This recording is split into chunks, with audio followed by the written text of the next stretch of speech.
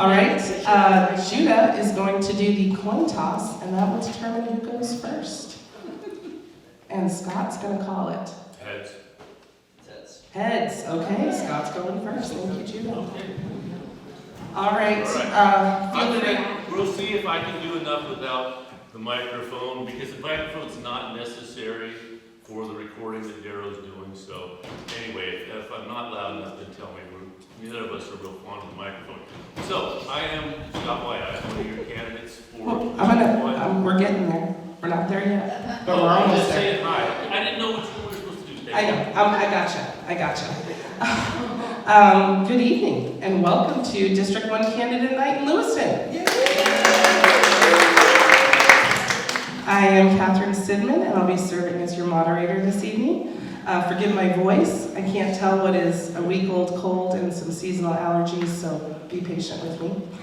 There are several people I'd like to acknowledge before we begin. First off, I really appreciate Chief Colby and Sheriff Saxon for being here. Are there any other volunteer firefighters here? Any of my volunteer, and yes, thank you for all of our volunteer firefighters, but thank you both very much for being here. Jenny Brookins helped me develop the questions tonight from the community submissions that we received, and her thoughtfulness and her knowledge of the area was so valuable. So if the questions are good questions, thank Jenny. If they're not very good questions, those are probably the ones I did. I want to thank Katie Quinn. If you are not getting the Lewiston Happenings email, what is wrong with you? Get on that, because you know what's happening in Lewiston if you follow Katie Quinn's email. She promoted this, and I appreciate that. I want to thank Rick Lutweiler, who wasn't able to be here this evening. He submitted several questions and gave me a little advice about some things, and we really appreciate his service for the last 4 years. Thank you to Darrow Forsland, who offered to set up the PA system for us. And to that note, if you are having a hard time hearing Scott, he's willing to use the microphone just for you. And if it seems too loud or whatever, just let us know. And to our 2 candidates, Scott White and Zach Sullivan. Running for office at any level requires a willingness to be questioned, challenged, and scrutinized in public. That takes courage, and it's a genuine act of civic service. Thank you both for being willing to represent us at the county level and for being here tonight. And for all of you, thank you for being here, submitting questions, and caring enough about this district to spend your evening in this way. Thank you those who brought cookies, and thanks in advance, because you're all gonna help me put these chairs away before you go, right? Okay. A brief note on my relationship with both candidates. My husband Paul and I share a property line with Scott and his lovely wife Sherry. Scott and I also served together for about 4 years as trustees at the Lewiston Elementary School District Board. Zach and I know each other because our kids were good friends in elementary school, and we had to coordinate their relationship between Trinity Center and Lewiston, and that is no joke. So lots of driving, lots of coordination. Zach and I have been pals ever since.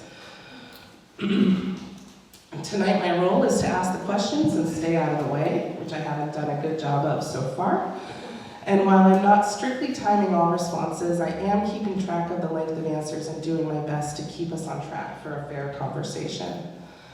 Jenny and I developed a number of questions across a wide range of topic areas drawn from your submissions and also our knowledge of the area and concerns. We're the only 2 people who've seen the questions.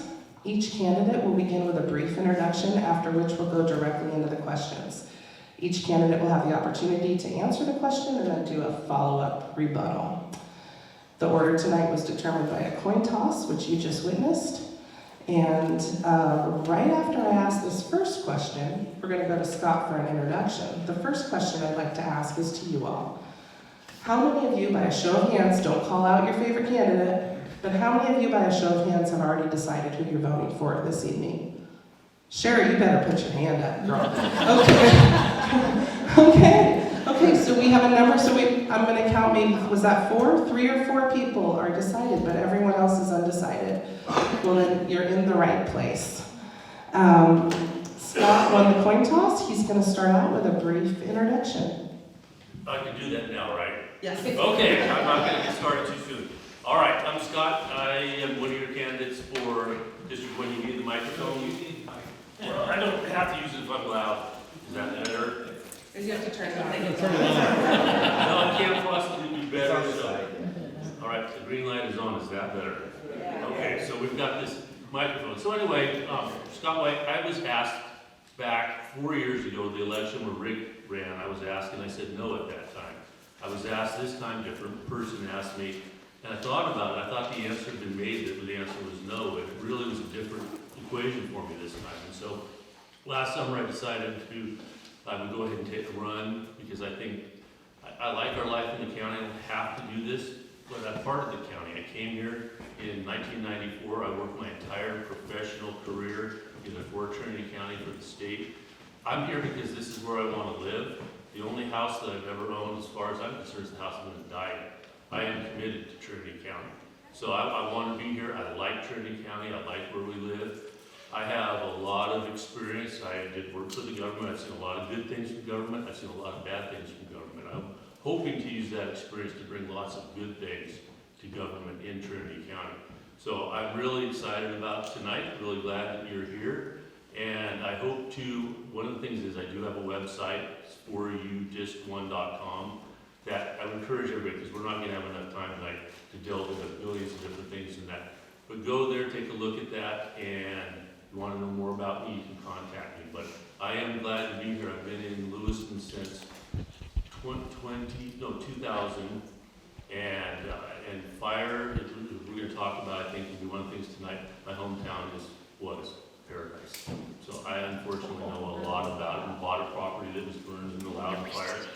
And so that's something that that is absolutely essential for the future of our county. There's some other things that we need to do as well, but that's something important. And I am glad to be here. I'm going to let my opponent, partner, whatever, I will say that I appreciate Catherine. I appreciate Zach too. We both said, this is going to be a civil campaign. We're not going to be the guys out throwing rocks doing that. And I appreciate that we have both, Zach and I, have built to that. So if you want us to sling mud at each other, you've got to go find different candidates. No. Here he is, Zach. Is that true? Hello? Yeah, there it is. Okay. My name is Zach Sullivan. I hail from the great state of Washington. I was born in Southwest Washington in a very rural logging camp. I lived there until I was about 10 and then moved to Longview, Washington, lived there for a while, moved overseas, lived overseas for almost 20 years, and then got married, had some kids, and we decided we wanted to move back to the U.S. to raise the kids here, well, to have high school here anyways, because it wasn't that great in Southeast Asia. It's really strange. We didn't pick Trinity County, it kind of picked us. I was living in Humboldt temporarily while we were building a house up in Oregon, and I got an opportunity to come and take care of a property out here in Trinity, a 120-acre parcel that needed a lot of timber work. And it was a free rent exchange. So we came out here and we put the kids in Lewiston school. That's about the time when I met Kat. And we started to fall in love with the place. We actually ended up selling our house in Oregon and we bought a house in Trinity Center instead. Wow. So I would say that, like Scott, we chose to stay here and we want to be here. The kids are now going through high school and we don't really want to leave, especially my wife. She absolutely loves it here. On top of that, I guess my service record in this county would be going back to the fire department, search and rescue, and a water board and a couple school boards. Outside of that, I have not spent my whole life here, but I do plan to spend the rest of my life here, so there's that. As he was saying, I also have a website. If you'd like to look that up, I can give you my business card after the event, and then you can check that out. And I look forward to answering any of your questions throughout the night. And we will save time at the end. I'll even cut these questions short so that I save some time for some audience questions, so be thinking about those, okay? First up, and we're going to go to Zach first. Okay. right? And then, Yeah. okay, we're gonna go to Zach first. Let's fast forward. We're through this election, we're done with all that. It's 4 years from now. What changes would you hope to be celebrating with your constituents? And that was submitted by Rick Lewweller. Oh, I expected that from Rick. He told me that he sent some really good questions in, and I was wondering whether they made it through the process or not. Apparently they did. So in 4 years from now, you know what I would really like to celebrate? I would like to celebrate the liberation of the feral cats of Lewiston. I spent the last couple days walking around Lewiston, meeting all sorts of people, and one thing that I noticed in the neighborhood was a plethora of feral cats. Whether they're feral or they're stray or however you'd like to call them, there's a lot of them. I think I counted upwards of 100 in 2 days. So, and a lot of them had kittens in tow, mind you that. So it's not just like mama cats, 100 of them. It was like, you know, mama cat with 6 kittens here and 6 kittens there. And so when I was asking people, like, what do you guys do about this situation? They're like, we don't know what to do. Some people have really big dogs that apparently take care of the problem within their property. But the majority of people were, you know, saying that they don't poison, they don't want to hurt, shoot, harm the animals, but they would like to see the county come in and do something about that. I mean, so over the last couple days, I've been actually thinking about that question, and I think it would be really cool to celebrate the liberation of the cats. Well, Scott? Feel free to apply. So can you repeat the question just so I'm sure? 4 years from now, what would you like to be celebrating with your constituents that you've accomplished? And I know exactly what that is. My goal, my sense of accomplishment would be to walk up and say, is your life better? Are you satisfied? Did I do a job that you wanted done? Is your life better than it was? Have I done something to improve quality of life? That's a huge metric for me. Because this isn't about me, this is about us. And so that's a huge, huge thing for me that I want to see. I do have some specific measures. I want to see, we haven't seen, it's been years since I've seen a subdivision advertised in the paper, a use permit for a new business. We need to change the climate of our county. We have got to deal with the fire issue. We can deal with it on the insurance side. We need to deal with it on that. And if that question comes up later, I can go into more detail. But I've got plans on all of those things that I want to make a difference. But the main thing is, for me, is I want to make sure that my first question is always going to be what my criteria is how does this affect District 1?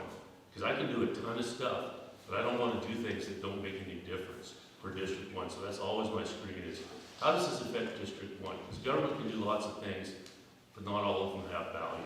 And so that's what, to me, is looking at you. That's where I'm going to get whether or not the job I did is successful.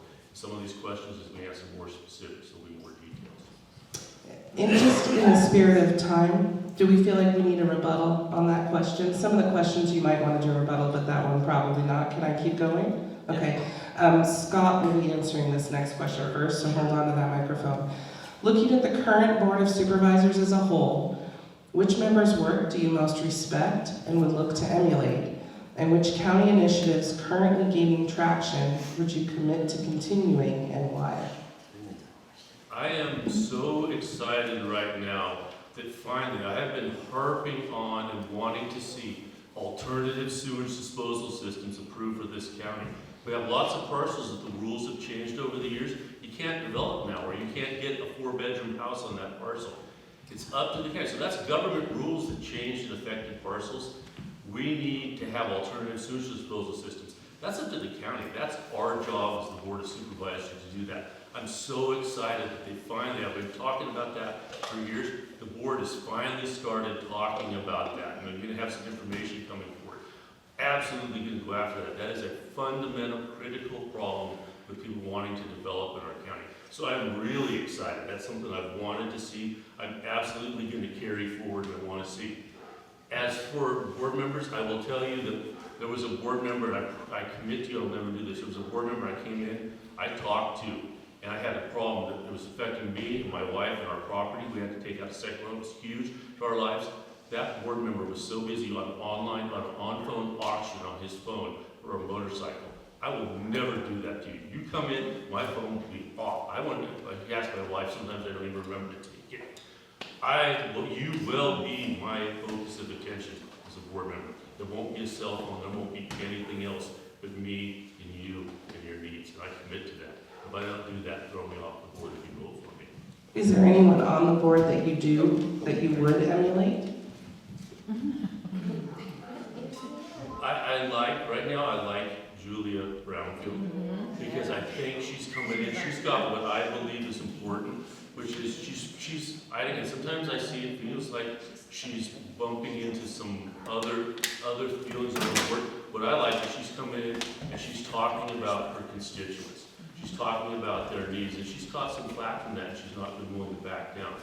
That I believe in, because I know who I'm going to represent, I know what I'm going to do. So right now, I think she's the board member that I feel most akin spiritually in terms of our approach.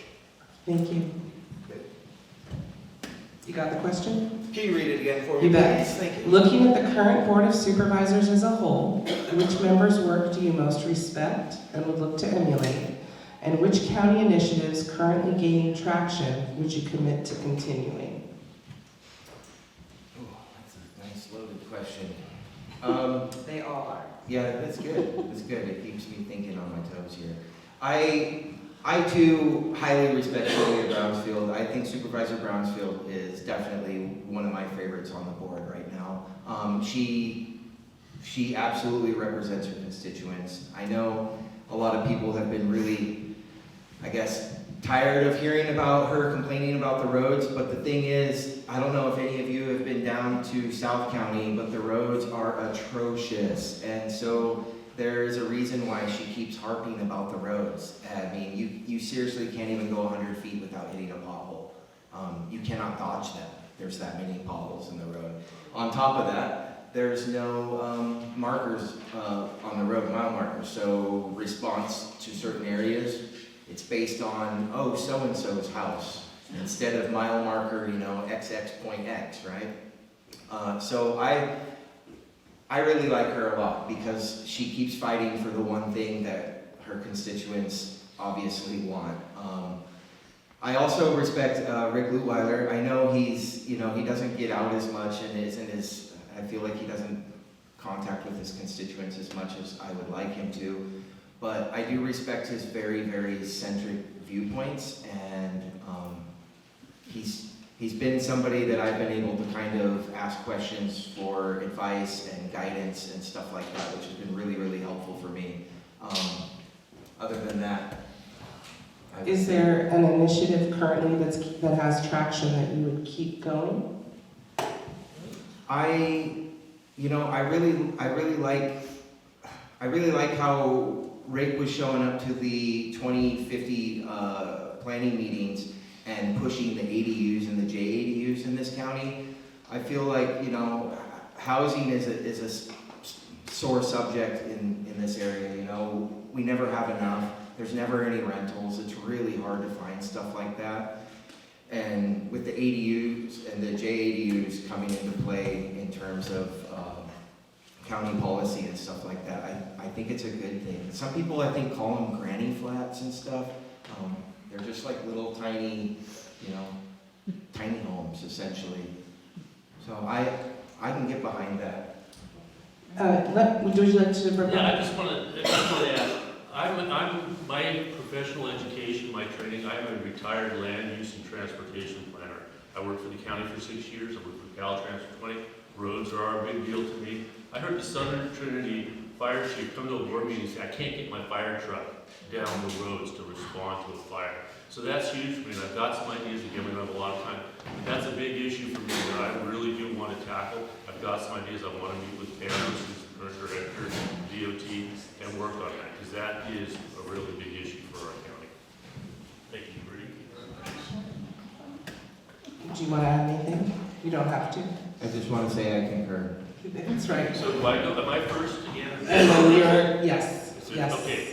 Well, no, Scott, you were first on that one, and then it was Zach, so Zach's Zach, first this okay, time. got it, thank you. Zach, you first. Can you share an example of a time you disagreed with the county or its leadership? Think of one, and how you approached finding common ground to move forward productively. Yes, I can definitely think of a time I disagreed with the county. And moved forward productively. Well, it's in process. Can I talk about that, Ben? Sure. Okay, so currently, right now, there's a good neighbor agreement with the county and U.S. Forest Service, essentially in my backyard. The agreement is that the county brings up all these rocks and lays down a new, well, it's not a new road, but they redo the road for the U.S. Forest Service. This road is the escape route for the Lake Forest housing development. That road connects to Rainier Road, which is our only other option for where we live. And that option isn't super awesome, but at least it's an option.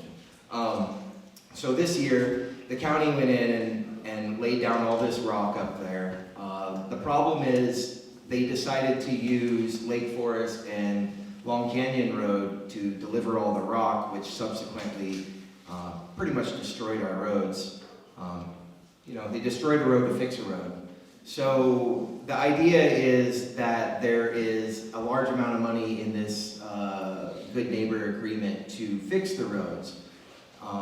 But yeah, I'm not really seeing that, and the people of Lake Forest, much like Long Canyon, are saying the same thing, like, hey, these big trucks came up, they put ripples in the road by braking at high speeds with heavy loads, and the edges of the roads are all crumbled out because they were cutting corners, and so we're having to deal with that. I'm not super happy about it, but according to Tara Jones at U.S. Forest Service and according to the head of Trinity DOT, they promised to fix the road within 1 year. So we will come to find out whether they do it or not. But at this moment, I'm currently not super stoked on that.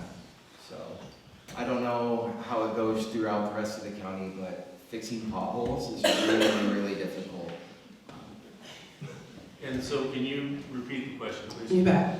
Can you share an example of a time you disagreed with the county or its leadership and how you approached finding common ground and moving forward productively, submitted by Duncan McIntosh, District 4 Planning Commissioner and Supervisor Candidate? Well, with the county, I can tell you that there have been some times that I've seriously disagreed with the county's decision-making, and I think that that's important. One of the things that I think is important is the county has a strategic plan, and one of the things that they talk about a lot is trying to engage the public, creating a way to facilitate public dialogue.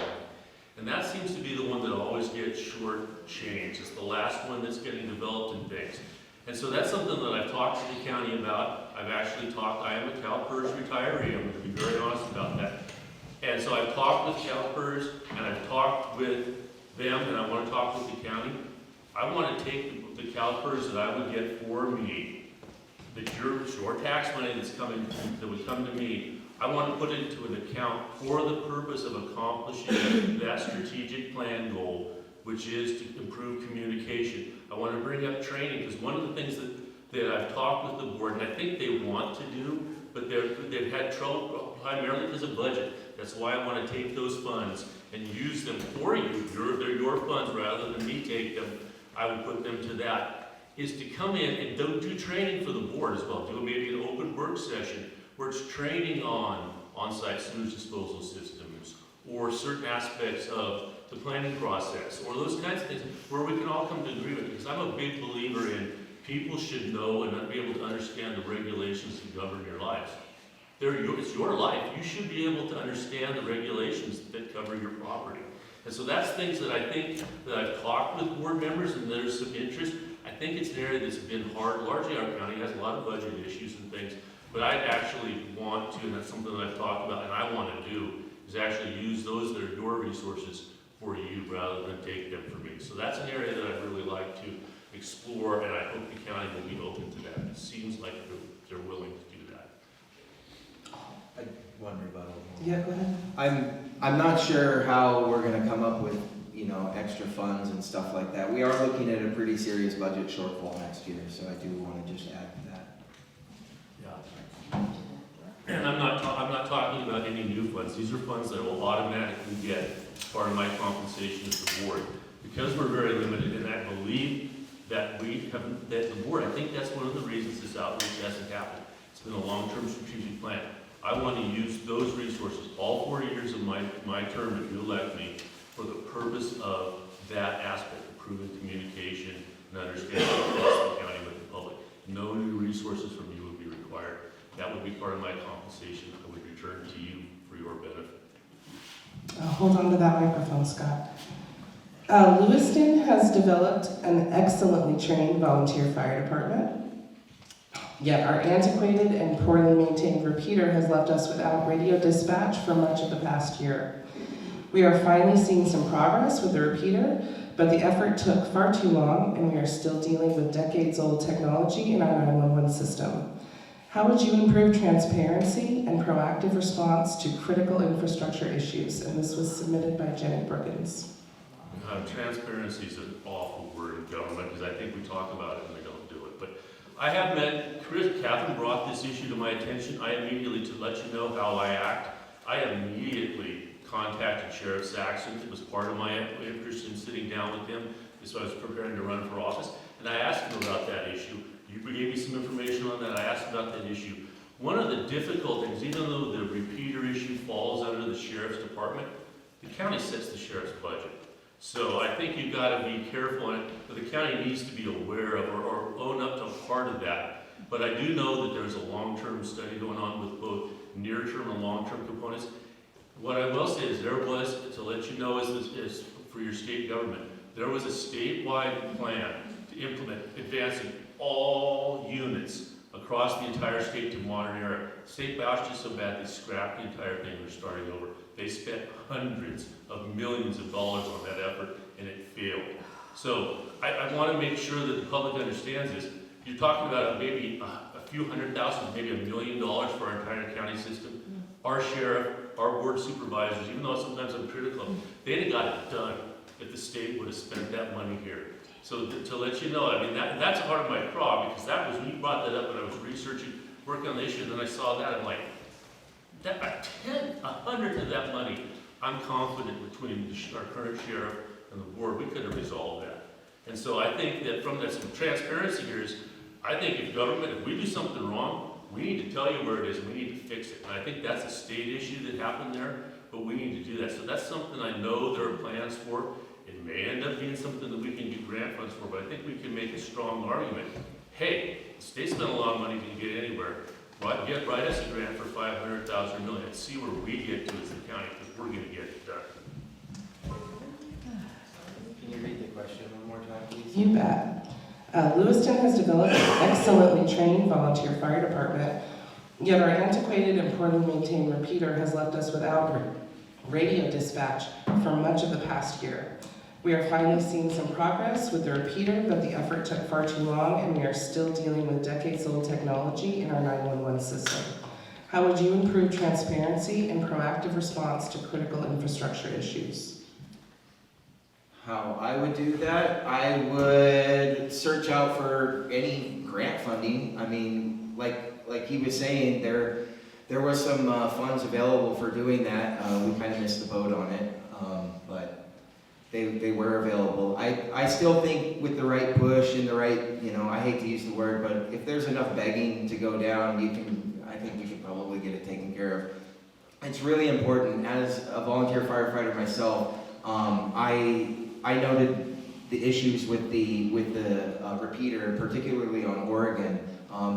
I know that I live in Trinity Center, and normally, I would use the Norwegian repeater, such as like Eddie does. But unfortunately, my house, it just doesn't hit the Norwegian repeater. I actually rely on the Oregon repeater to respond to any calls.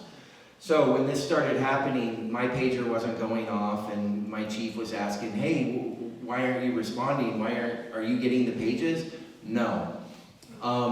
And it really messed with us for a little bit. I know that the problems were much heavier in Lewiston because we've got extra repeaters up north. We've got Norwegian, we've got Carville repeater also. So, you know, it wasn't as bad for us, but I feel like Lewiston really kind of took it one for a bit. And from what I understand, you know, firefighters were actually having to use text strings and stuff like that. And in my personal opinion, that's completely unacceptable. When we're responding to calls, we need radio transmission, hands down. It can't be any other way. We can't be using cell phones. We can't depend on AT&T, Verizon, or any of these other things. So, with that being said, I think the money is out there. I think it can be found. It just requires a lot of politicking and asking the right people for those funds in order to get them in the county. When you bring up topics like this, particularly with state officials and stuff like that, the last thing they want to hear about is some random rural town that they've never heard of that's now not able to respond to fires or medical calls, because what happens is when firefighters can't respond and things start lapsing, you're going to have lawsuits, you're going to have all sorts of things happening, and that's just not the way forward. So I'm glad it was resolved. Thank you, Sheriff Saxon, for being instrumental in that. But thus far, the Oregon repeater is now working very, very well, and I receive it at my house, and it is crystal clear. Nice. I can hear like if a beard is rubbing on the microphone now. So it's really quite nice. That's all I have to say. Is me first this go around? Zach is first. Okay, I'll keep the microphone. This question was submitted by Chief Colby. Beyond funding, what does meaningful support for volunteer fire departments actually look like to you? What does what support? Meaningful support for volunteer fire departments actually look like to you, and how would you measure whether you're genuinely helping them succeed? Oh, wow. Good one, Chief Colby. That's a good question. For me, for a fire department, especially in our area, to succeed, we need volunteers. Without volunteers, guess what? You don't have a fire department here. I believe the only paid position in the county is the Chief of Weaverville. So, with that being said, the entire county runs on volunteers. That is just the way it is. So in my opinion, the biggest meaningful support is the people that show up and help. I mean, it doesn't get any better than that. There was a second part to that question, though, right? Beyond funding, what does meaningful support for a volunteer fire department look like, and how would you measure whether you're genuinely helping them succeed? Yeah, and also, okay, so back to those volunteers. Those very same volunteers going through all of the rigorous training programs that we do go through, whether it's, you know, learning to work on an engine, learning to become an EMT, which we just recently had a large amount of graduates in this county, which is really awesome. I think Lewiston has three.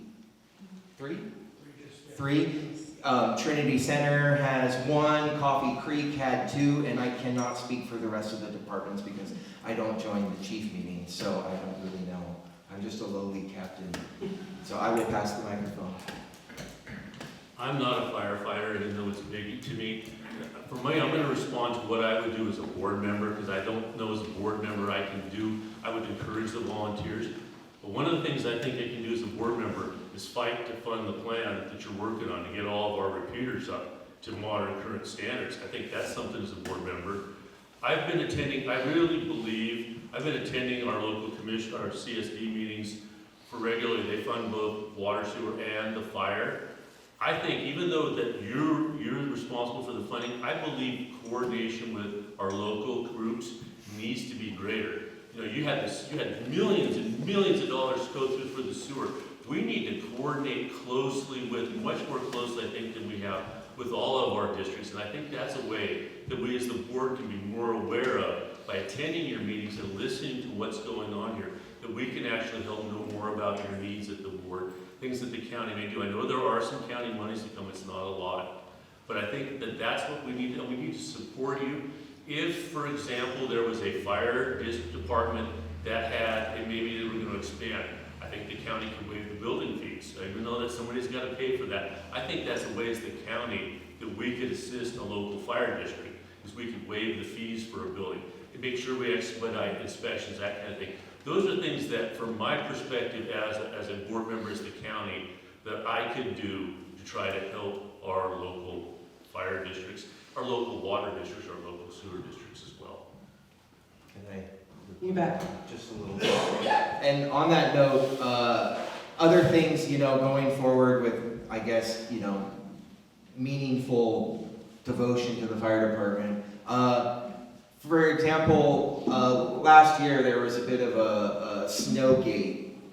The fire departments were having trouble getting the county to plow the lots of the fire departments. And here's the weird thing about all of this. So the county kind of controls all of these things, and then they don't want to plow the very things that they control. And so it ended up being a little bit of a fight, but we were able to get that accomplished. I can't remember who actually got it accomplished, but I know that it was a serious fight. But little things like that mean everything. In Trinity Center, I'm not sure if everyone in this room is familiar with Trinity Center, but in the winter we tend to get a fair bit of snow up there. And so, if you've got a foot or two in front of the bay doors for our fire engines, we're probably not going to be able to get them out. It's a little bit of an incline getting them out, and yeah, so anyways, that's one of those things that I feel was very meaningful to the fire department. It may be little, it may be silly, but it means a lot. So. Zach. Yes, sir.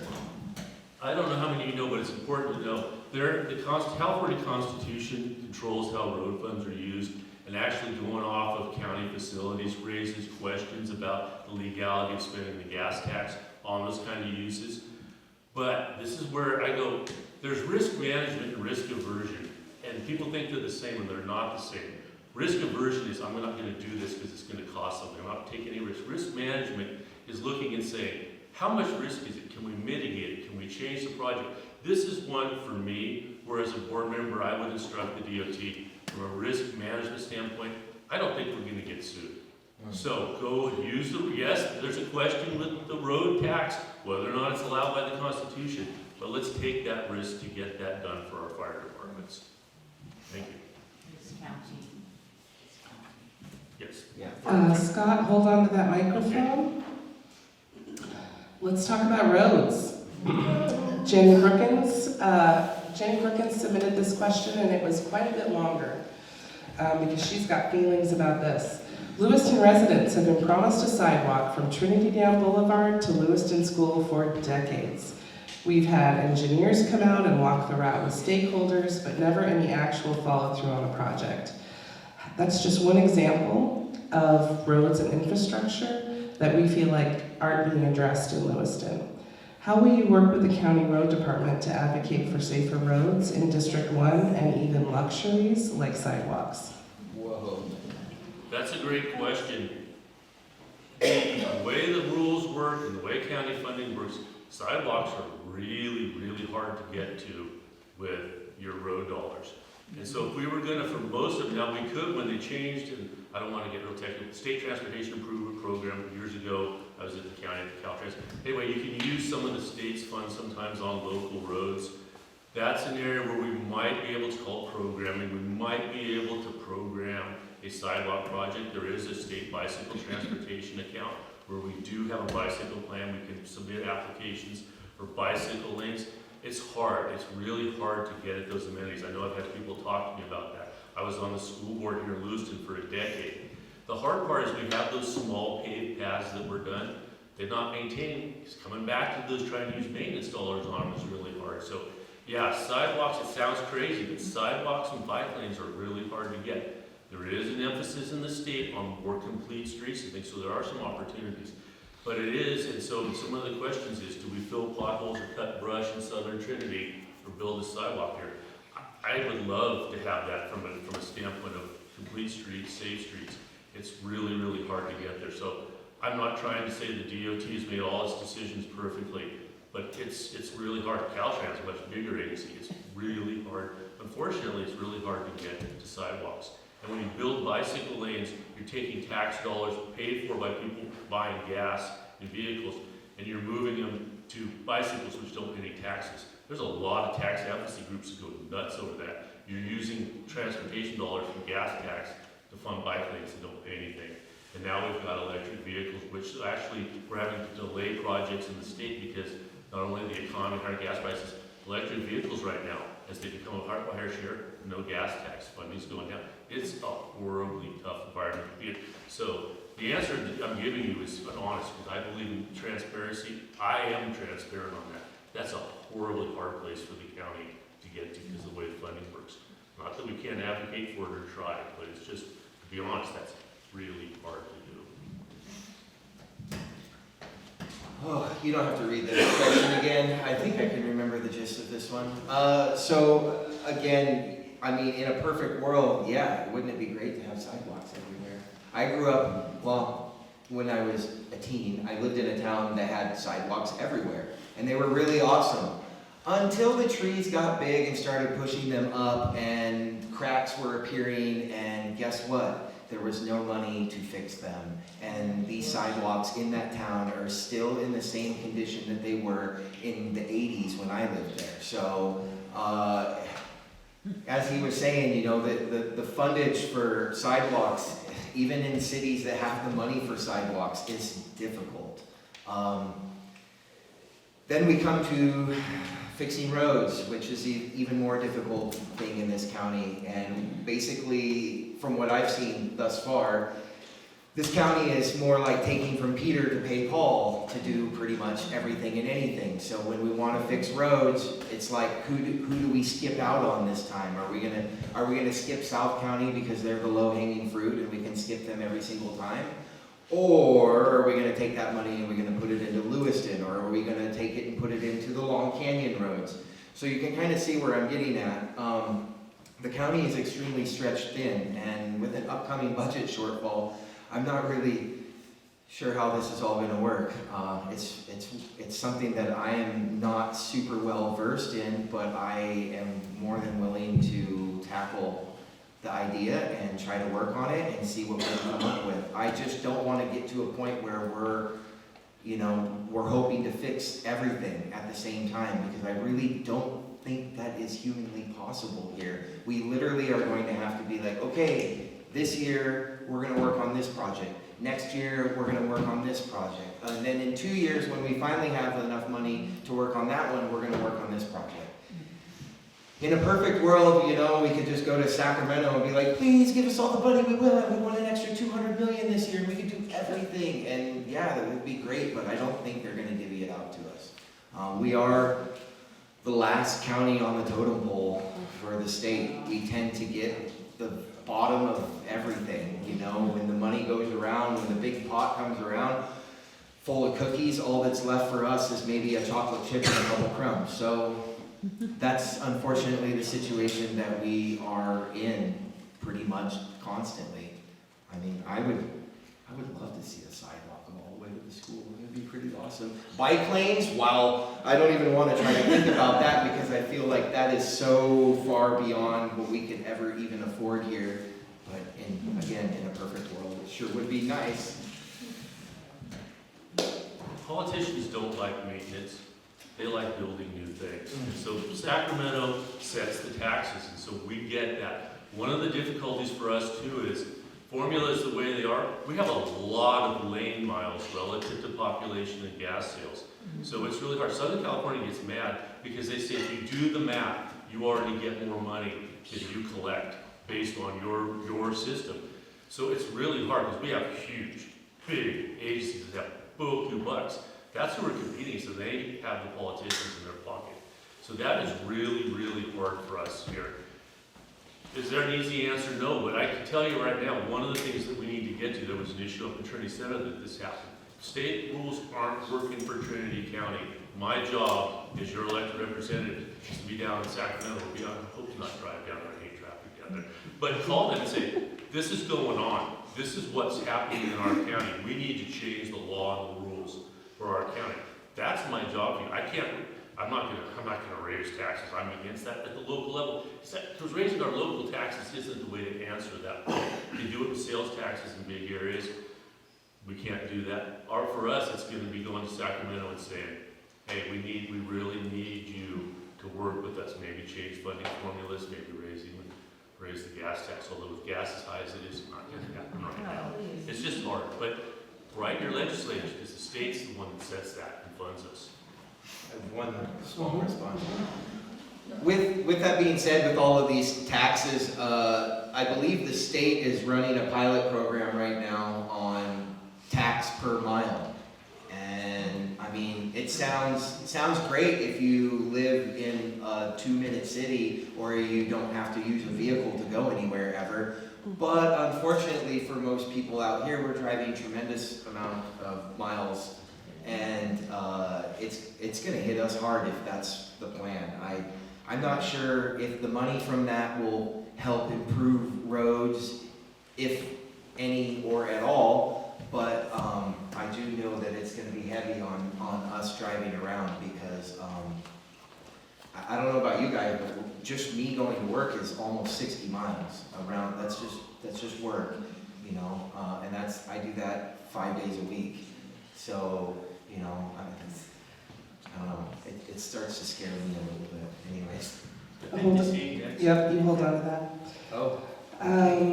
Let's see, the District 1 Planning Commissioner plays a significant role in land use decisions that directly affect our neighborhoods, roads, and development projects.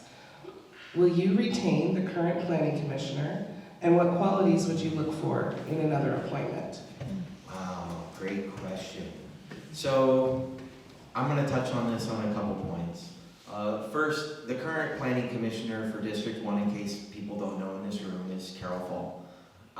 She was my assistant chief for many years. I respect the heck out of her.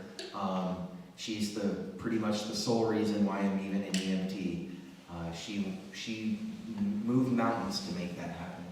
So I highly respect her. My next point on this, her and I actually sat down and had this conversation about 6 months ago now. We sat down and I asked her, I said, do you love being the planning commissioner? She smiled. I took that as a yes. I said, is this something that you plan on doing or would like to plan on doing for some time? She also said yes.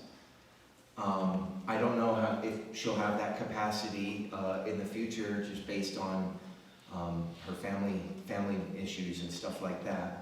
However, she has expressed to me that she would like to stay on.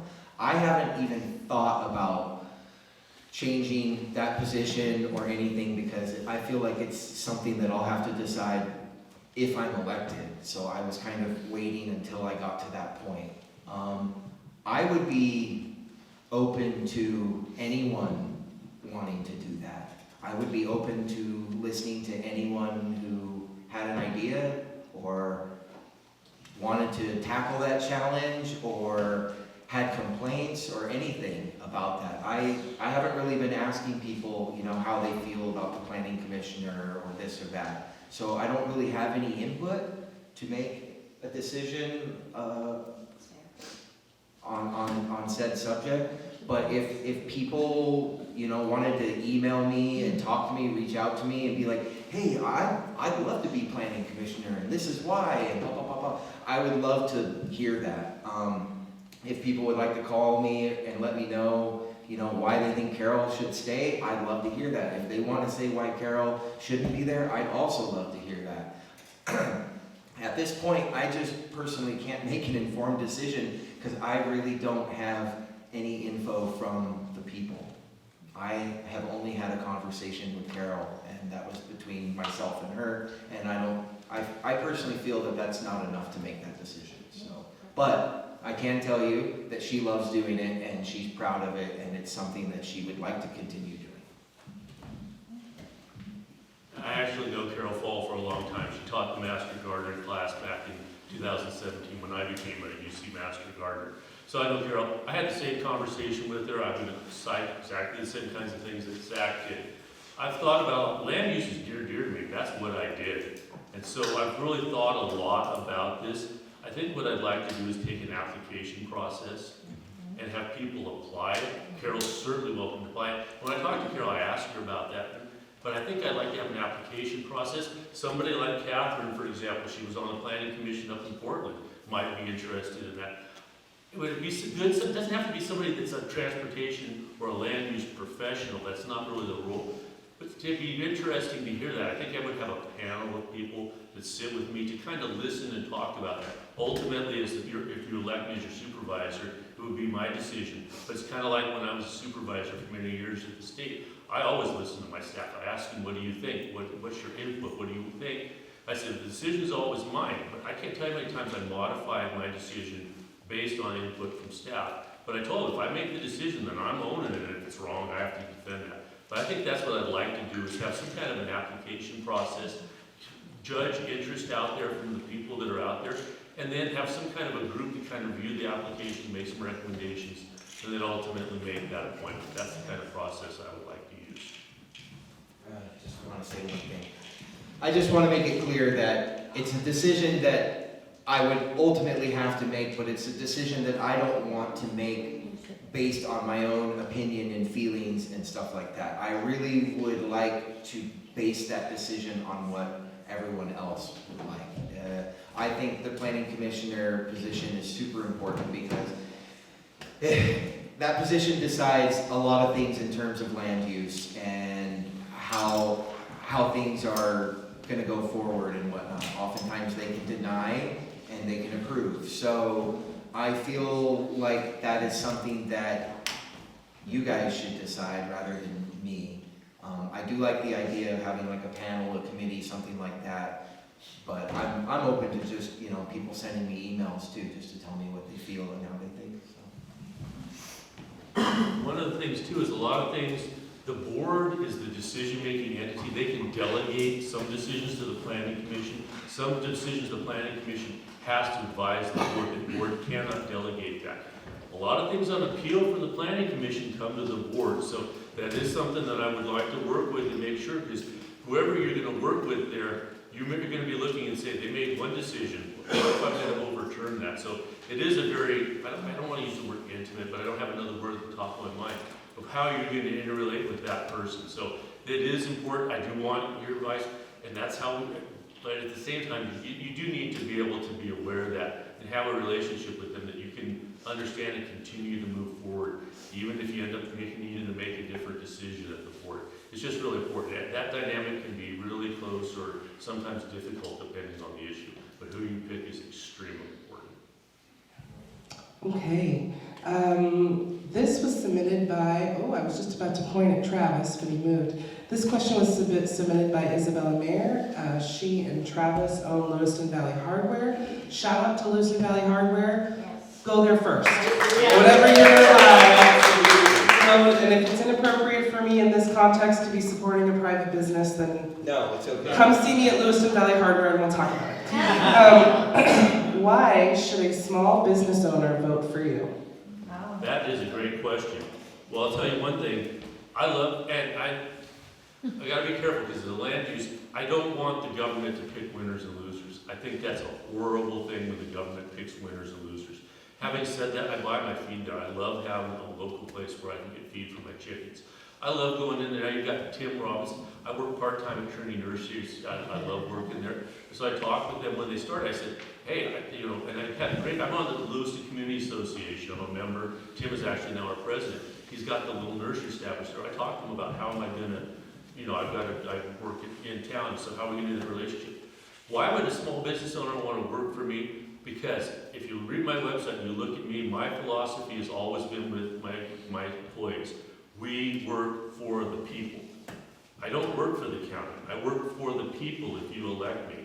We have to remember that. And you as the people are the ones that are generating jobs. You're the ones that are paying the taxes that make things happen at the county. So we have to really remember that. And so what I believe in is the power of yes.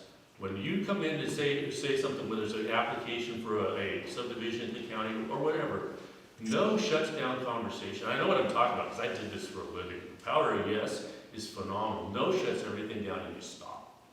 Yes can end in no, and sometimes no is ultimately the right answer for a crazy idea or something. But yes allows you to talk about something. What are you trying to achieve? What is your goal as a small business? What are you trying to achieve? We had a project some years ago here that had some jobs and wanted to expand in Lewiston. They're in Kalispell and they expanded. What we need to find out what's going on there. We as the county, our job is to go through a process on approving a use permit or whatever we're doing to help that business. We need to cross the T's and dot the I's and do the job for them.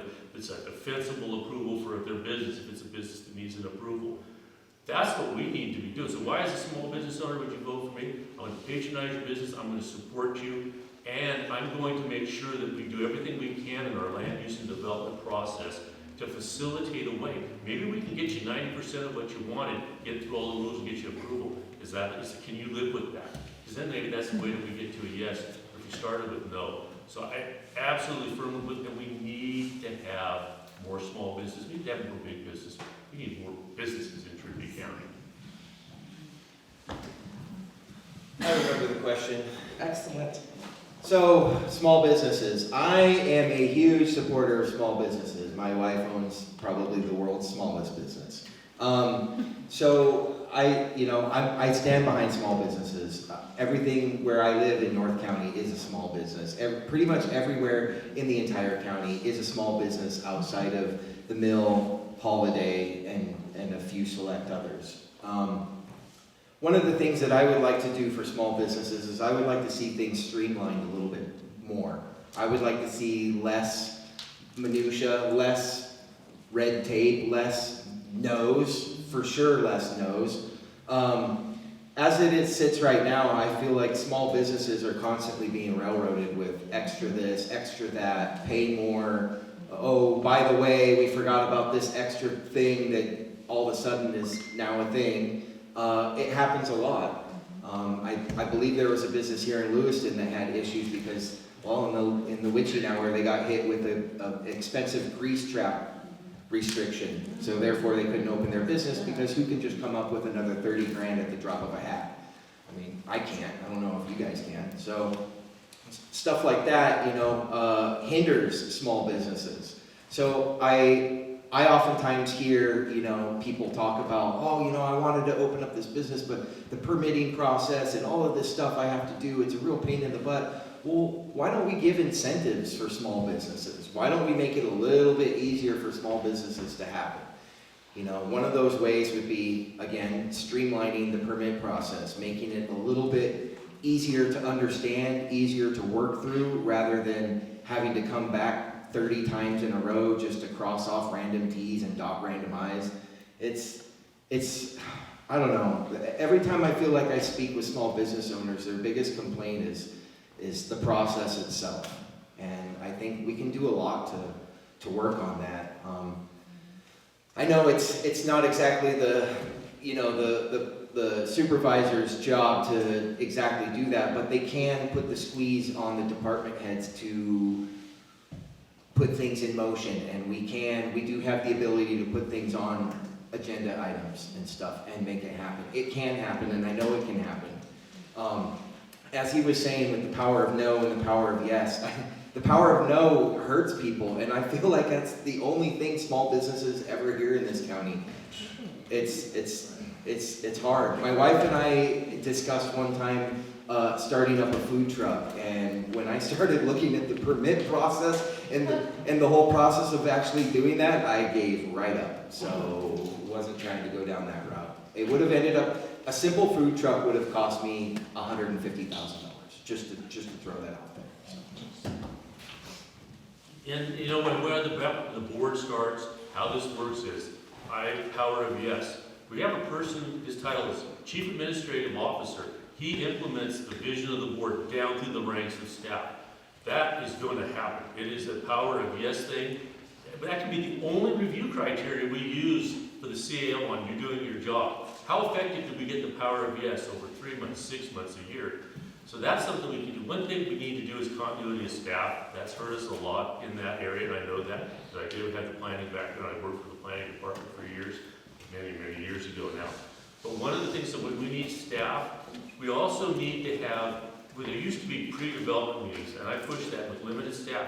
It's where you come in beforehand, bring in your concept. We're going to sit down with the various divisions, and we're going to talk concepts before you even submit your application. We haven't done that in years. That's part of how you identify issues, and you don't have them come up at the last hour. The other thing is, I absolutely support implementing into the California Permit Streamlining Act in Trinity County. That sets mandatory deadlines for applications to be processed and committed. The other thing is, I run into this, the county has forms that are out of date and misleading. I had a county form that said, check this for a surveyor. It says, who's your applicant, who can speak for you, and who's your legal advice. The county has, there's a checkbox.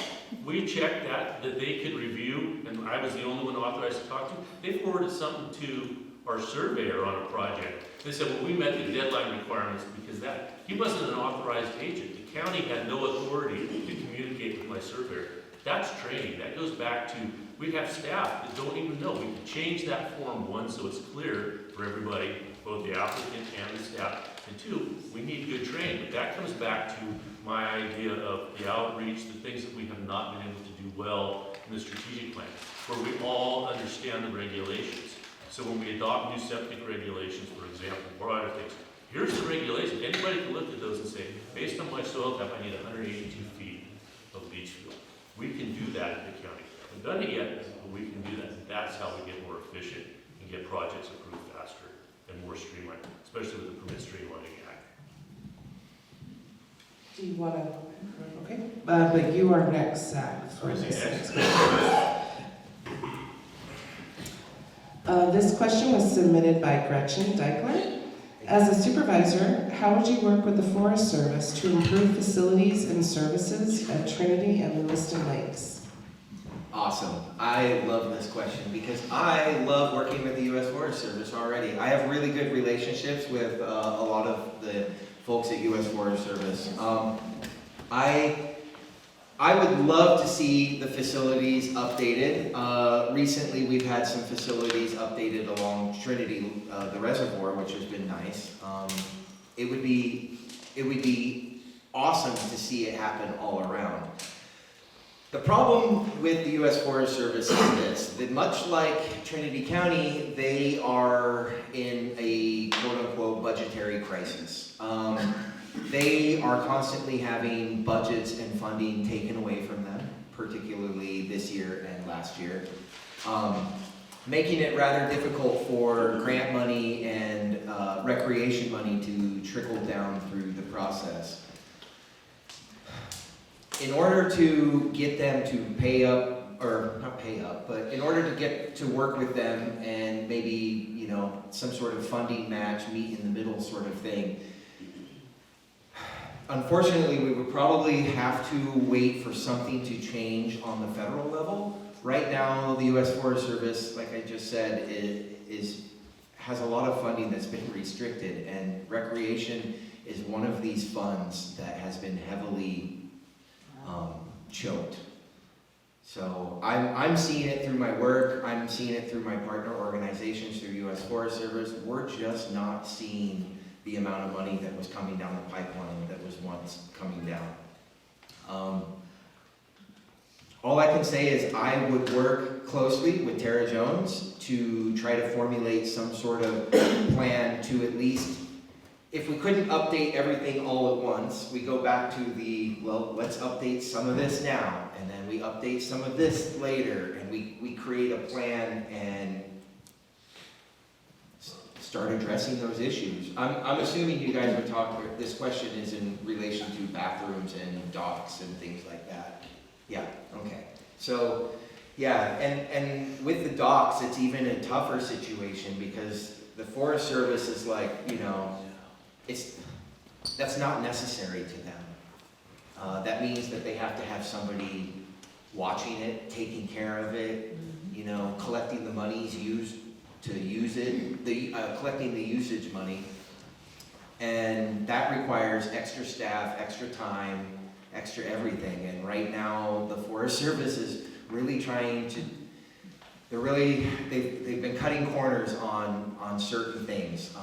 Recreation is definitely one of them, and what I can say right now is I'm seeing funding for recreation coming in for some trail work, and coming in for some things related to trail. But in terms of recreation use, like lake usage and stuff, I'm just not seeing that money right now. Also, they have put a lot of their money that came in, they put it into fire this year. This is going to be the first year in, I think, a decade plus that every fire engine in the U.S. Forest Service brigade is fully staffed and available. Previous years, it's only been a few engines, like 4, and this year I believe it's 11. So, just with that being said. Yeah, my brother retired out of the Forest Service. He couldn't take it anymore. He was a manager writing things, grants and things. One, we need to move away from a grant model. I talked with the sheriff. That's part of the thing. You have to have people write grants, manage grants. So you spend a lot of time granting the grant. Did you get the grant? That's not staff time that's doing anything. So we need to start to move a little bit away from the grant model. Competition things is good, but doing everything by grants is not necessarily the way to go. I'm from Butte County. The campgrounds that I grew up using, they're all gone. They're gone. The Forest Service pulled them all out, and they're gone. So Trinity County is relatively better off. I'm not saying we're great, but we're relatively better off. And so one of the things that we have to look at is their budget is difficult. I look at it, and I'm really interested on the fire side, because I think fuels management and around the communities and things, if we could start to generate some resources off the forest, and I'm talking habitat improvement, fire safety, things like that, get to an area where we were starting to interact with them. I know a lot of people right now, the Forest Service is, they're upset. They're saying, oh, Trump's destroying the, shouldn't use, current administration is using, they're changing it. I'm hopeful that having a one California model, maybe we can work from our perspective, joining other counties that have been affected by fire is one way to get there across multiple areas. Get some of the Southern California counties and develop at the state level, some like Montana, some states have done some programmatic agreements between the state, because the feds like to work at the state level, not so much the county. Put programmatic agreements between the state and the Forest Service to do things on the forest and things. I hadn't thought about that model in terms of the recreation things, but we could do the same thing, because if we're solving, because we don't solve Trinity County's problems, we don't solve Trinity County's future without a relationship with the Forest Service. We can't. And so if we can develop that relationship in a way, and develop it so that at the state level, that we need the state's support to help part of the interaction, I think that will go a long way, so we could expand that. I've been thinking about that relationship in terms of fire, but that may be a model that can be too. As Montana, for example, has done that. They're doing stuff on the forest again. Maybe part of that is when we're doing stuff on the forest, it's doing some of the campgrounds and those facilities wrapped into some of that fire issue, doing them together. Can I just touch on that a little bit? One more thing to add to the U.S. Forest Service bit is over the last couple of years, living up in North County, I've seen very little logging activity, like almost at a drip, drop, trickle. This last year, at the end of 2025, I saw a major uptick in logging. It got to the point where I was like, how many log trucks are actually coming down Highway 3? So I went and sat down in my mailboxes, and I counted trucks, and I counted 20 of them in under an hour. And you know, that's dollars right there. And I know that those trees coming out of Trinity County mean that we will start to see some fundage coming from that, albeit it will not be a lot. For example, I sit on a couple school boards, and I noticed that for the first time ever sitting on the school board, there was some forestry money. And I was like, where did this money come from? They're like, oh, well, they started cutting trees, so there's some money available. So it kind of seems like, you know, if we can get the U.S. Forest Service on board to, I don't know, get more involved in thinning forest and forestry-related situations such as logging, I think there could be some more money for schools and for recreation, and we could use some of that money for taking care of like the docks and the ramps and the bathrooms and such. But again, I don't know, we're kind of waiting on a miracle. The current administration is all about it, but there's still so much like red tape within the actual U.S. Forest Service and BLM and whatnot. The SPI is whatever it is, what it is. They're trying, but the projects are small. We're not seeing any like huge projects yet, and most of the logs coming out tend to be out of burns. And that's an example. The board just had a letter supporting the Forest Service. They're doing basically a salvage sale. But what happened is they've been logging outside the burn areas and now subject to lawsuit. That's where those programmatic agreements come in, where we have agreements to manage. And part of this, when we're talking about fuels reduction, can also be how do we manage existing burn areas. So that's how we've got to get together. I think it's going to be at the state level. We can work with some of the southern counties that have burned to get in there and get those kind of agreements done so we don't get a lawsuit. And now the Forest Service, if I read and understood what was in the board packet and the information correctly, they went outside the bounds on somewhere where they were going to get an approved timber sale, but they didn't have approval yet. So if we had those programmatic agreements in place for those kind of activities, they could potentially cover, if you have a burn area, here's some rules that apply, where you have agreements in place to do things in advance. So, but this is one where it's been stalled now. Were what they doing the right thing? Maybe. But that's where you've got to try to think. And I think we have a role where we can help them if we come together and we bring some of those different, bring insurance industry representatives, bring some of the environmental groups together, come up with an agreement at the state level that says, here's where and when we do these things in advance so that we don't have different groups wanting to sue or different things going on. I think there's opportunity there on multiple fronts, recreation, but especially fire has been the one I've really been thinking about. Yeah. Do you want to follow up? Is it? No, I'm good. Is it my turn? It is. This question's pretty specific, but feel free to make it more general. Nathan Arthur asked, how do you view county employees and their wages and benefits?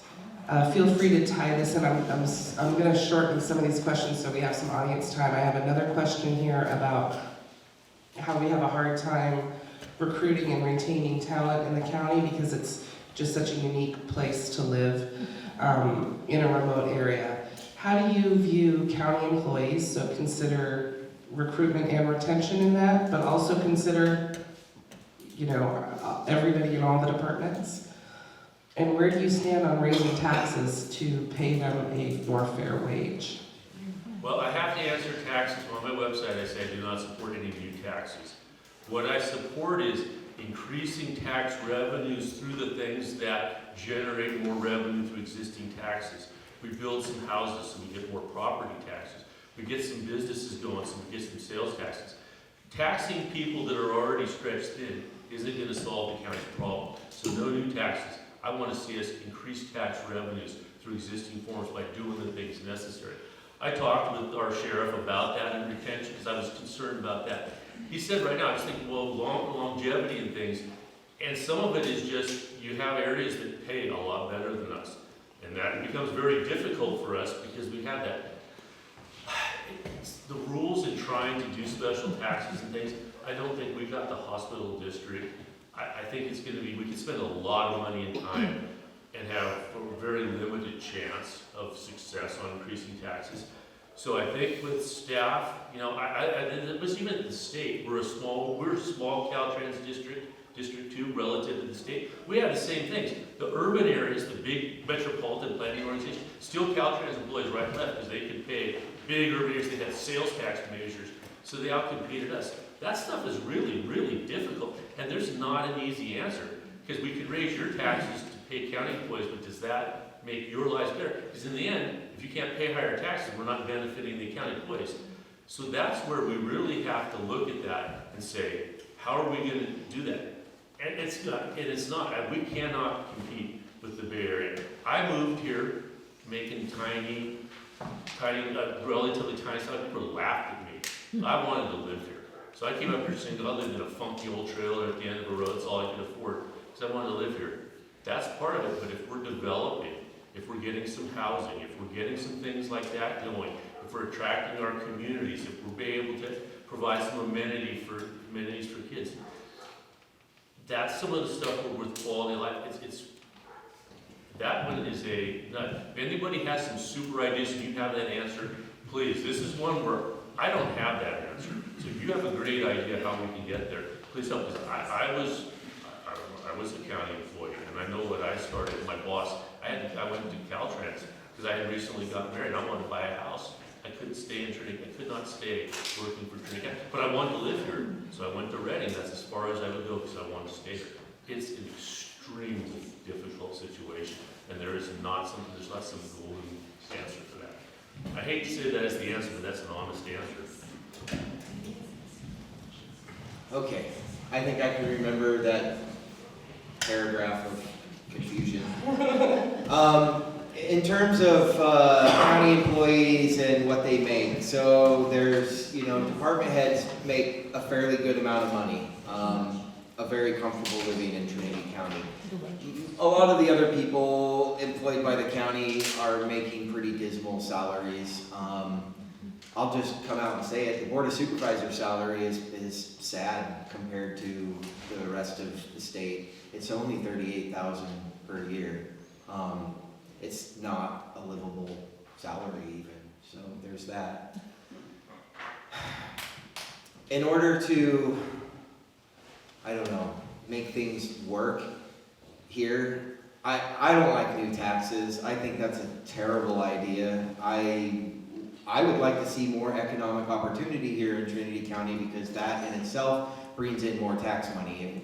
And it goes back to what I said earlier about streamlining permitting and loosening that red tape and making it a little bit easier on people.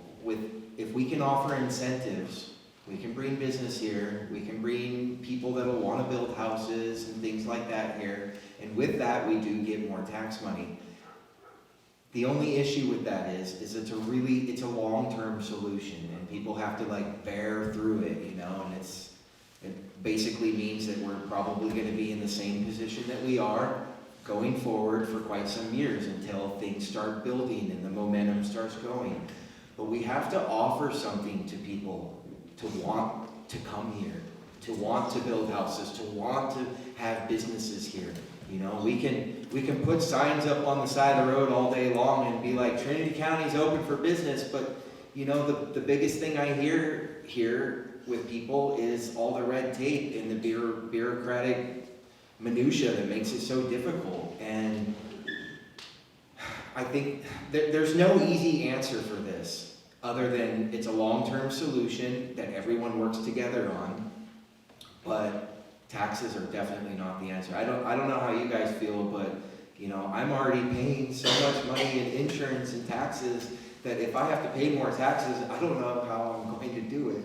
It's difficult. I mean, every year I'm paying tax on a home that I already own, and I've already been paying on money that I already paid tax on. It's like it's taxception out here sometimes, and it's killing a lot of people. I mean, I talk to a lot of people that are like, man, I'm on the payment plan for the tax on my housing, on my property tax. Or, people paying their income tax here and stuff. I talked to a guy 2 days ago that was like, man, between the taxes I pay on my small business, my income, my house, I'm literally being taxed to death. He told me he pays in 1 year, he pays something like $30,000 in taxes, and he is a 3-man company. So, I don't know if the answer is making it easier for people to move here by streamlining and loosening the regulations and maybe giving tax break incentives. I don't know what that answer is. I too am open to everyone's opinion and ideas on this topic. But I mean, in order to bring people here, man, we're really we have to have an incentive to bring people here. Otherwise, I mean, living is cheaper and easier in the valley. Reading, it is expensive in our eyes, but when you live in a place like Reading, you make more money. You have access to more economic opportunities. You can work 2 jobs down there. Out here, working 2 jobs means you're driving twice as much. So it's really quite difficult. There's no easy answer to this, and I definitely don't have it. But I'm more than willing to listen to anyone's ideas and all I can say.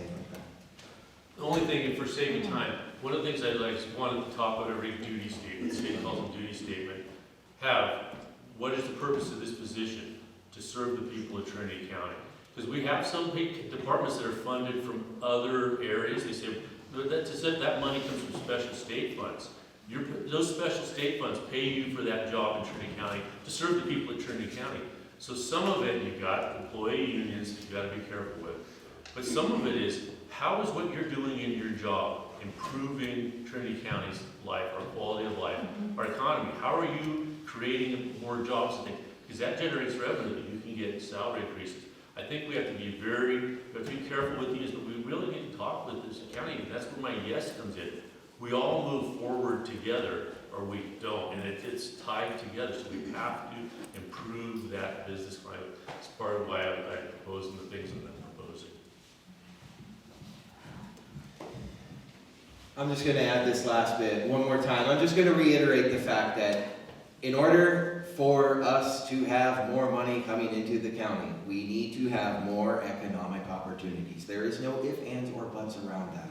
And in order to make that happen, we are absolutely going to have to make it so that it's, this big shiny thing that other people want to attain.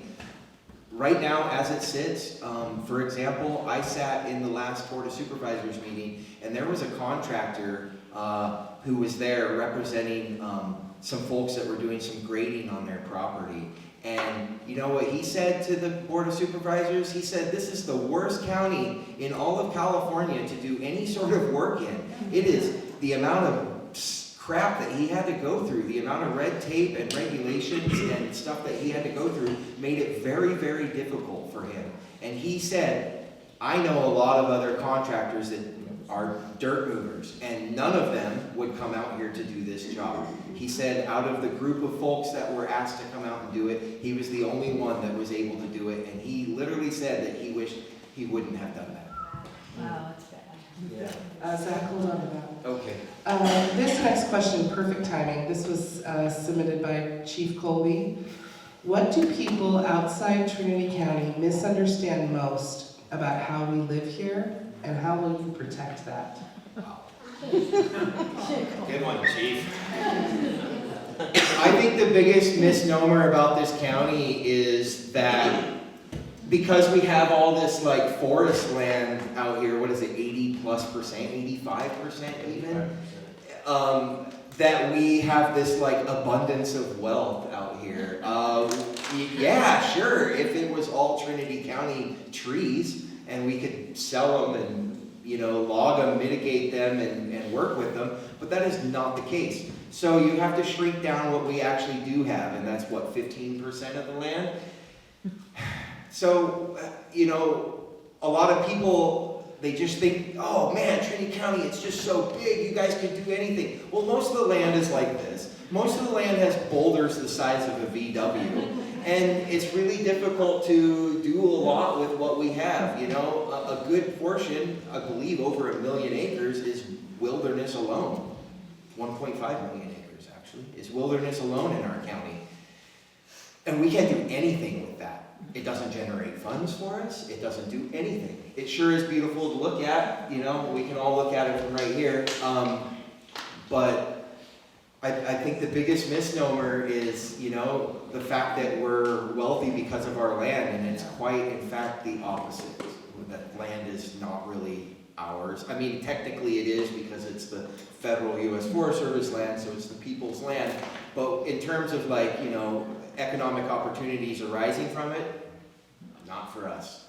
So, I mean, and that goes with the dam too. A lot of people like to think, oh, the dam, it's great, it's mixed use. Guess what, folks? It's not mixed use. It is single use. And that use is not us. It's not the fish. It's not anyone. You know what that use is? The Central Valley Project. So the water that we get from all of that land, it's also not really ours. We're blessed with the fact that it passes over our turbines and we get some of the cheapest power in the state. But that's really the only benefit that comes from it. I mean, other than when it's full, it's awesome for fishing and fun, but it wanes and changes. It's full and then it's not full. So I think that one of the biggest you know, things that people misread about our county is just those things. You know, the lake and the land, it's not really ours to begin with out here. Can you repeat real quick while I'm getting the mic? What do people outside Trinity County misunderstand most about how we live here, and how would you protect that? I think that the idea was that we liked why we live here, and there are things about it that are unique that we have to preserve. Absolutely. Well, I'm from Northern California. There's 3 Californias, and I think if you're from Northern California, I was born in LA, but I grew up my entire life in Paradise. That's Northern California. Sacramento and the Bay Area are Central California. And so anybody who lives here who's truly Northern California, you know, people don't understand. They think Northern California, San Francisco, Sacramento, they have no concept. People in the country, the whole world, have no concept of what Northern California really is. So that mindset tinges everything. That tinges Sacramento because they've never been here. Oh, I've been as far north as Calusa or something. You don't know what Trinity County is. That's one of my jobs as your board member, is to talk to those guys that sit down in Sacramento making the decisions and say, hey, this is what things are really like. So when we're talking about that, it's the scale and things that people understand. I love it here. Like I said when I started, this is where I want to be. I came here. I love it. I do want development. I don't want 4-lane interstates. So we have to balance that. But what we need to try to generate from people is an idea that we have values, we have things here. We do need, and I'm not going to go in, I don't want to go ripping on the county, but I've talked to a lot of contractors, a lot of developers. One of the things you'll see on my website is what I'm calling a community development team. What it is, we're getting to be like a retired contractor, general engineer, civil engineer, from each of the districts, maybe a planning commission board member, to sit down and say, not to rip on staff to say that staff person is bad, but sit down and say, let's look at projects that have gone through our process. Let's look at county documents. And we're doing the zoning update now, but this is more focusing on the process that we use. And say, where can we improve our process? We have people in this county that are smart, not people that have skin in the game, not a current contractor or something, but people that live here that are retired from them. Maybe they retired from somewhere else that's a water engineer or something. Sit down and we look at our processes and procedures, because that's where we need to come in and be able to fix what we do so that we have contractors and others who say, I like doing business, because I've talked to contractors, well drillers, and people say I can drill 3 or 4 wells somewhere else, 1 here. And some of that is the environmental here is different than some of the areas. So there's some reality there. But that's where we need to look at. We need to be able to change the mindset. We need to change the mindset. Somebody says, I want to go to Trinity County. I can buy some property and something like that. I want to locate, rather than taking my business out of Lewison and going to Kalispell, Montana. Hey, I can go to Lewiston because Trinity County wants to have my business there.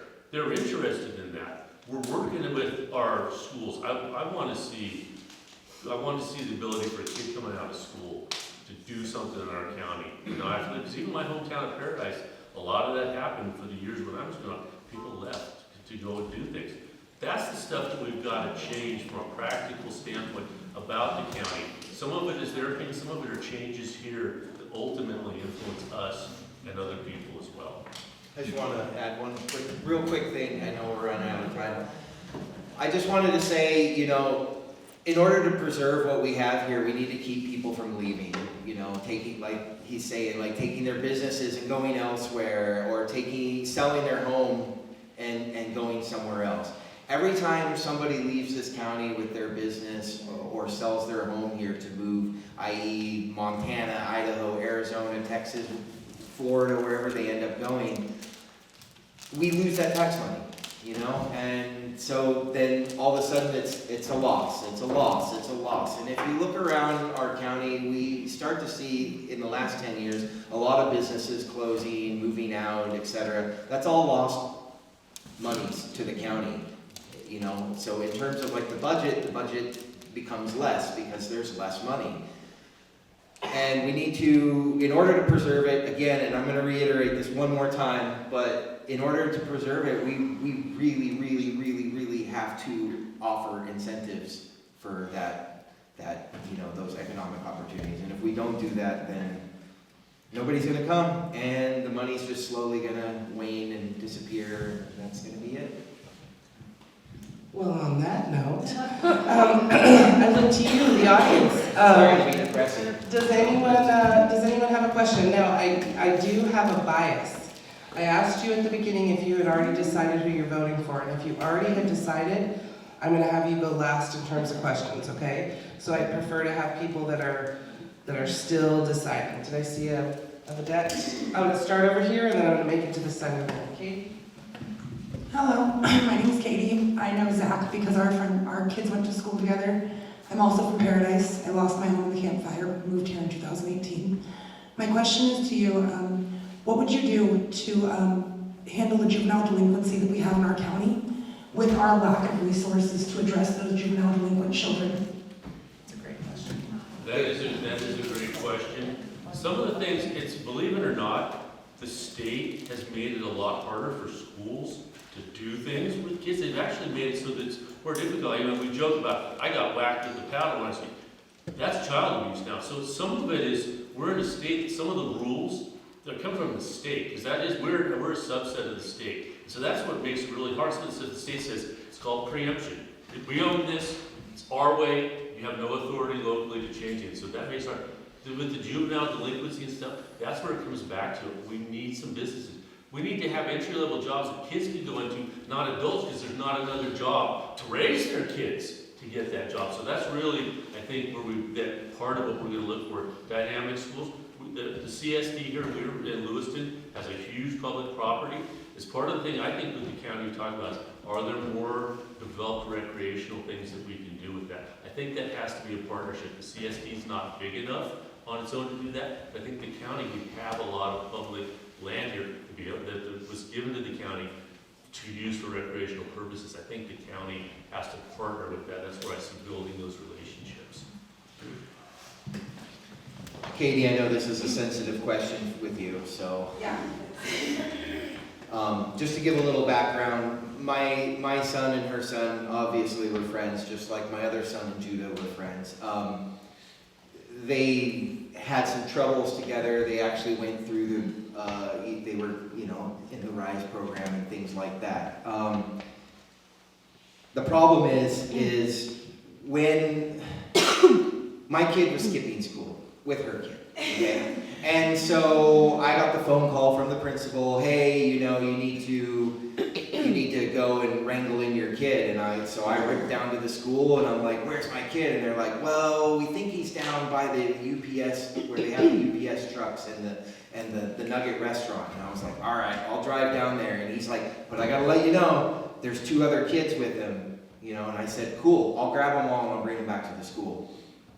I sometimes still think I'm in the 80s. So I went, I found the kids, I grabbed them, I was like, get in the car, you guys are going back to school. I took them back up to the school, and all was well until the principal saw the other 2 kids, and he was like, so actually you've just kidnapped 2 kids. And I was like, no, actually I brought these 2 truant little turds back to the school. And he was just like, that's not how we're seeing this, Actually, we're going to call the sheriff's department and they're going to come over and talk to you. So deputies did come.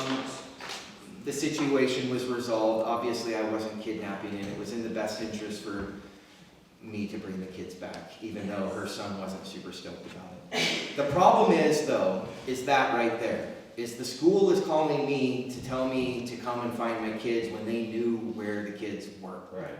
And so I was like, well, doesn't the school have a probation officer? And they were like, yeah, but that person's only here once a week. They have to go to all the different schools throughout the county. And so I'm thinking, well, the biggest school in the county with the biggest problem in truancy should probably have somebody there full time. And, sorry. Oh, I know this is a sore subject, that's all. I'm like, I don't want to upset the sheriff. So anyways, I feel like the problem with the juvenile situation is A, the lack of funding, and B, the state. A lot of the regulations, like he was saying, are decided down south, and we just have to adhere to them because we're essentially just an extension of the state, a small part of. The solution to that problem, I don't know. I personally work for a company that takes in teens, whether they're disenfranchised or troubled, and we kind of mentor them into doing work that it aligns with the U.S. Forest Service and other nonprofit organizations throughout Northern California.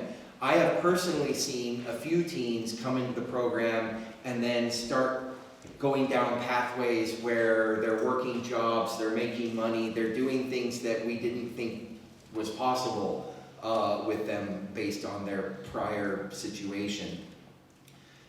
I don't know about the answer to that, but I feel like the more mentorship, the more blue-collar-like programs that we can produce locally, such as the fire program at the high school right now, or just getting kids into ag, getting kids into working with wood. I mean, these are the things that we have a lot of in Trinity County. We've got a lot of ag, we've got a lot of forestry stuff going on, so I feel like programs that push kids into this direction would be a really, really good thing.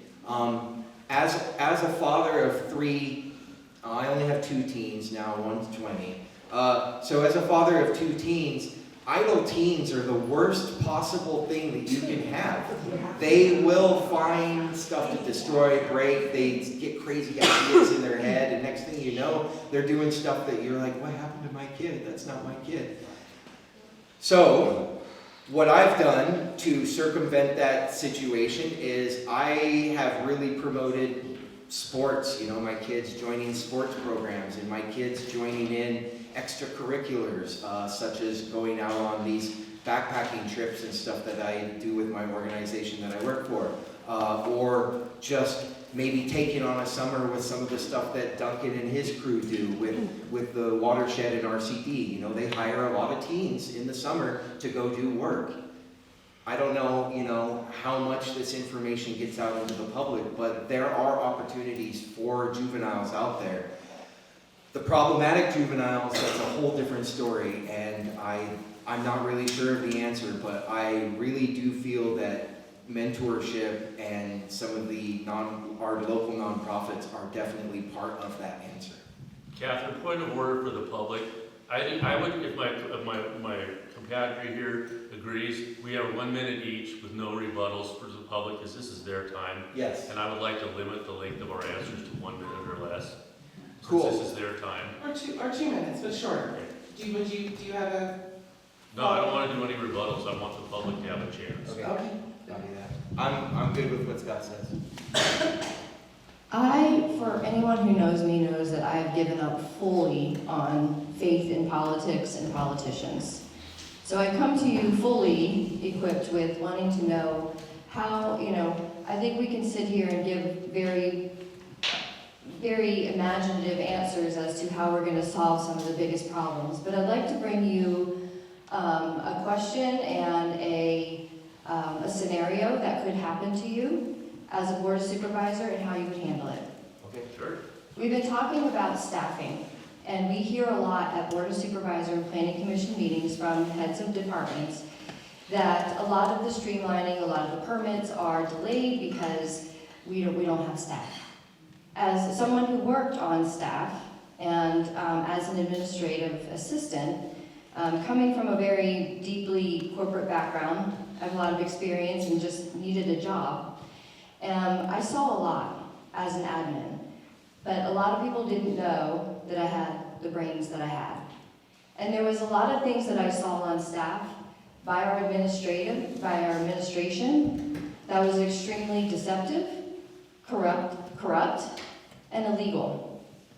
So I would like to ask you, as a board of supervisor, if you're approached by maybe not a department staff or a department head that has more clout in the administrative level of the county, if you're approached by, say, an administrative assistant with an envelope showing that a CAO has done something illegal and there was proof of it, how would you handle that?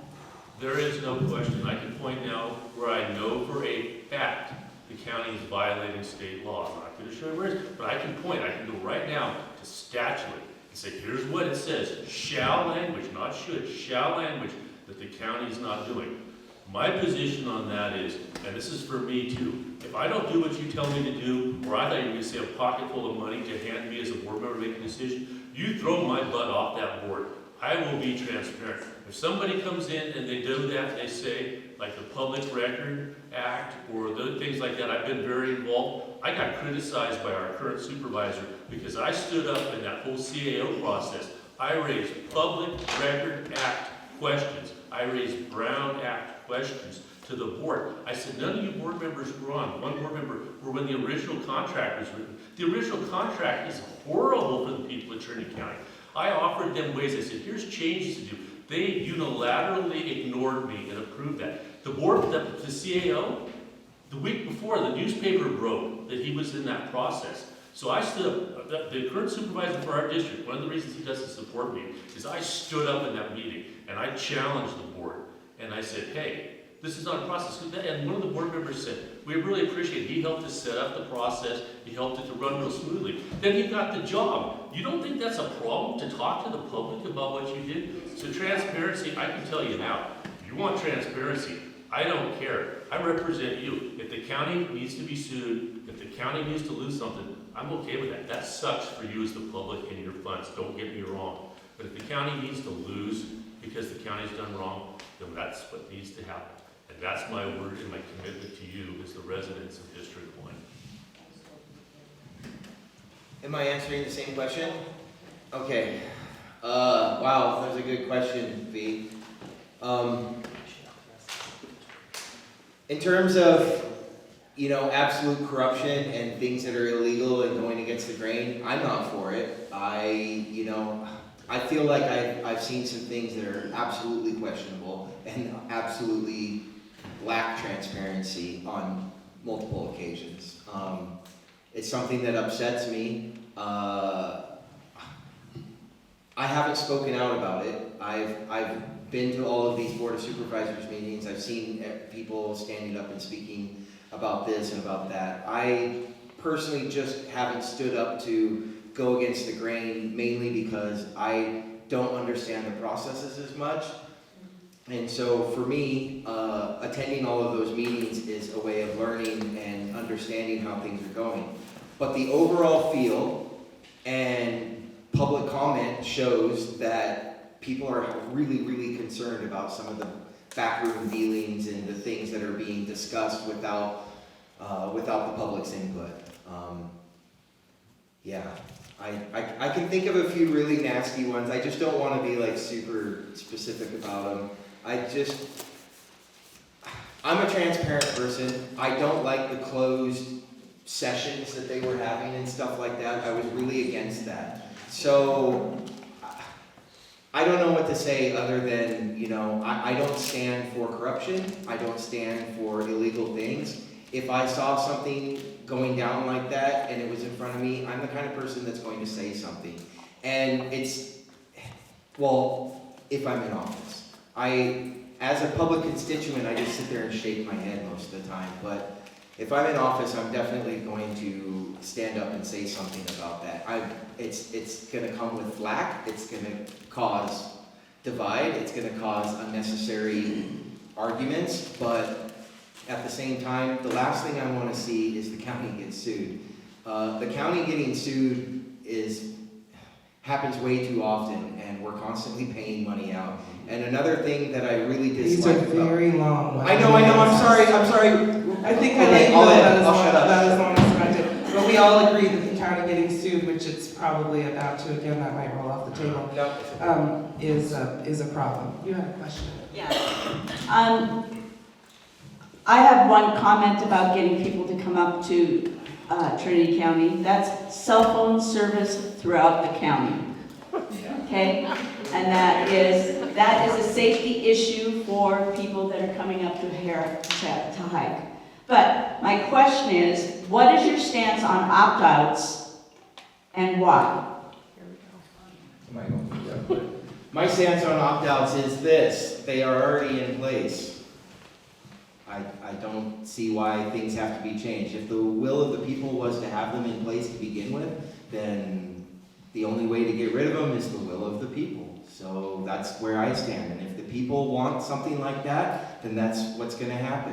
I believe currently the only opt-outs in question right now in terms of being altered, changed, whatever you'd like to call it, are the ones up north in Trinity Center and Coffee Creek. I'm not 100% on that. I'm not super well versed in what the Planning Commission has been dealing with in terms of the opt-out zones and how they're implementing it and putting it into the 2050 plan. I have attended a few of the 2050 meetings, and I would say that a lot of people were for them or are for them, and I just don't see why they would have to really be changed or altered if that's the case. I work for I would be working for you. The people of California said cannabis is going to be legal, and the county allowed it. The existing opt-out areas went through a public process. Those areas need to stay, period. What I'm concerned about with the board is, I worked on the Hayfork community plan when I worked for the county. It was the plan that couldn't get done. What I think is going to happen with the general plan, I'm really concerned about. I had to know how serious I am. When I got an email that the opt-out area, the new public review draft was out, within an hour and a half, I had read it, reviewed the opt-out areas, given my concerns, and sent them to my distribution list. They did a terrible job with the current write-up. It is contradictory. I can't believe a professional consultant put that out.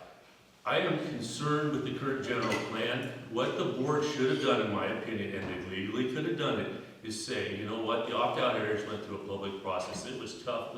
There were differences and there was criticisms of that. They should have said, those stay. We're going to take those off the table to not risk a lawsuit that blows up our current general plan.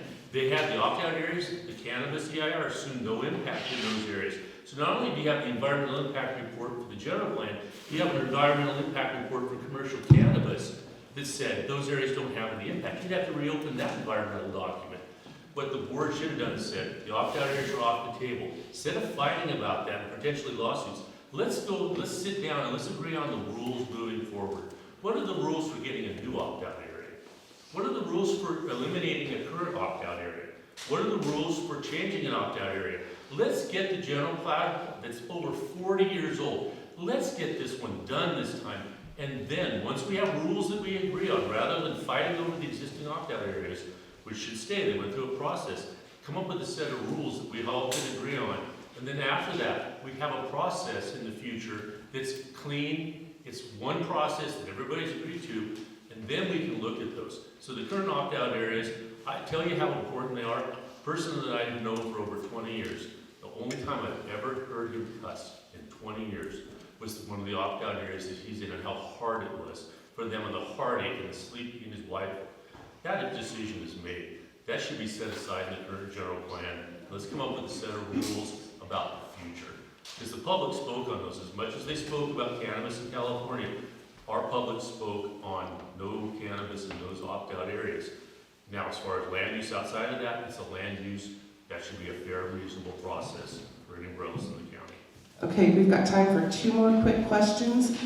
The questions have been pretty quick. We're going to need some quick answers. This will be pretty quick. Lisa Wright, Lewiston. Would you, as new board members, be open to making dramatic personnel changes, starting with county council and potentially the CAO, if it were needed to make the changes required for a more efficient and effective county government? Yes, absolutely. When I objected to the CEO process, and our current supervisor doesn't support me because of what I did, one of the things in the current contract says, when a new board is seated, rather than a 3/5 vote to change from chief administrative officer, it goes to a 4-5 vote for 6 months when a new board is seated. That provision in the contract should have been changed for a new board. That is to protect him and prevent a new board from taking action. That's a horrible provision in the contract for the people at Trinity County. I objected to that and asked the board to consider changing that, and they blew me off. So, hey, my job is, and what I'd like to see of the chief administrative officer is, I'm going to review us on, yes, that is the only thing we're going to review you on. I want to see 3-6 months. Are you implementing the board's vision? Are you getting it done? If not, you need to go. current county council, you get what you pay for. I'm not gonna say anything else. Read into that whatever you feel like. This is a tough question, Lisa, and I'm going to answer it as fast as I can because I'm seeing people's eyes and they're tired. So I personally think, yeah, the CAO definitely needs to be scrutinized a little bit more. He makes well over $250,000 a year, and with that sort of money, there should be extreme performance. That's just my opinion on that. In terms of like the rest of the staff and stuff, the Board of Supervisors has no control really over the rest of the staff, just the CAO. However, with that being said, they can squeeze the CAO to implement other, implement things to make it so that maybe employees are, have to follow certain guidelines in order to, remain relevant in their positions.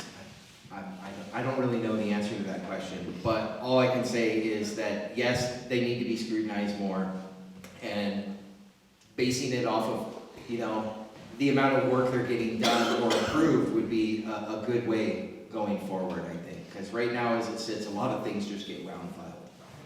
What about the county council? County council looks for the board. Oh, I'm sorry, I didn't hear the part about county council. County council, well, and I'm assuming we're talking about Margaret Long. So with that, her law firm is embedded into many, many counties all over Northern California and many, many organizations. She's in a position where if the county loses or the county wins, no matter what, they're making money. And that part is kind of upsetting because it doesn't really show like an incentive to have her do things for the county rather than doing things for her law firm. And that's just my opinion. Yeah. Anybody afterwards, there's something I want to rebut that you just said. I'd love to talk to you afterwards. My ground rules, I said no. But Zach said something that is the way the board views things that is absolutely wrong as a board of supervisors. If you want to talk to me about that after the meeting, I'll tell you what he said. And the current board said. You can say it right in front of him. We've got time. If you have something to say about him, He said, no, it's say not it. about Zach. It's the current board members say they don't control any staff by the CAO. Hogwash.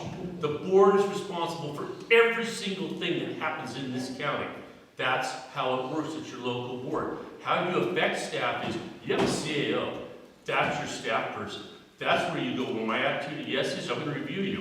You get staff saying yes, or you're gone. Next guy. That's where I said the contract's a problem because it goes to a 4/5 in 6 months for new board members.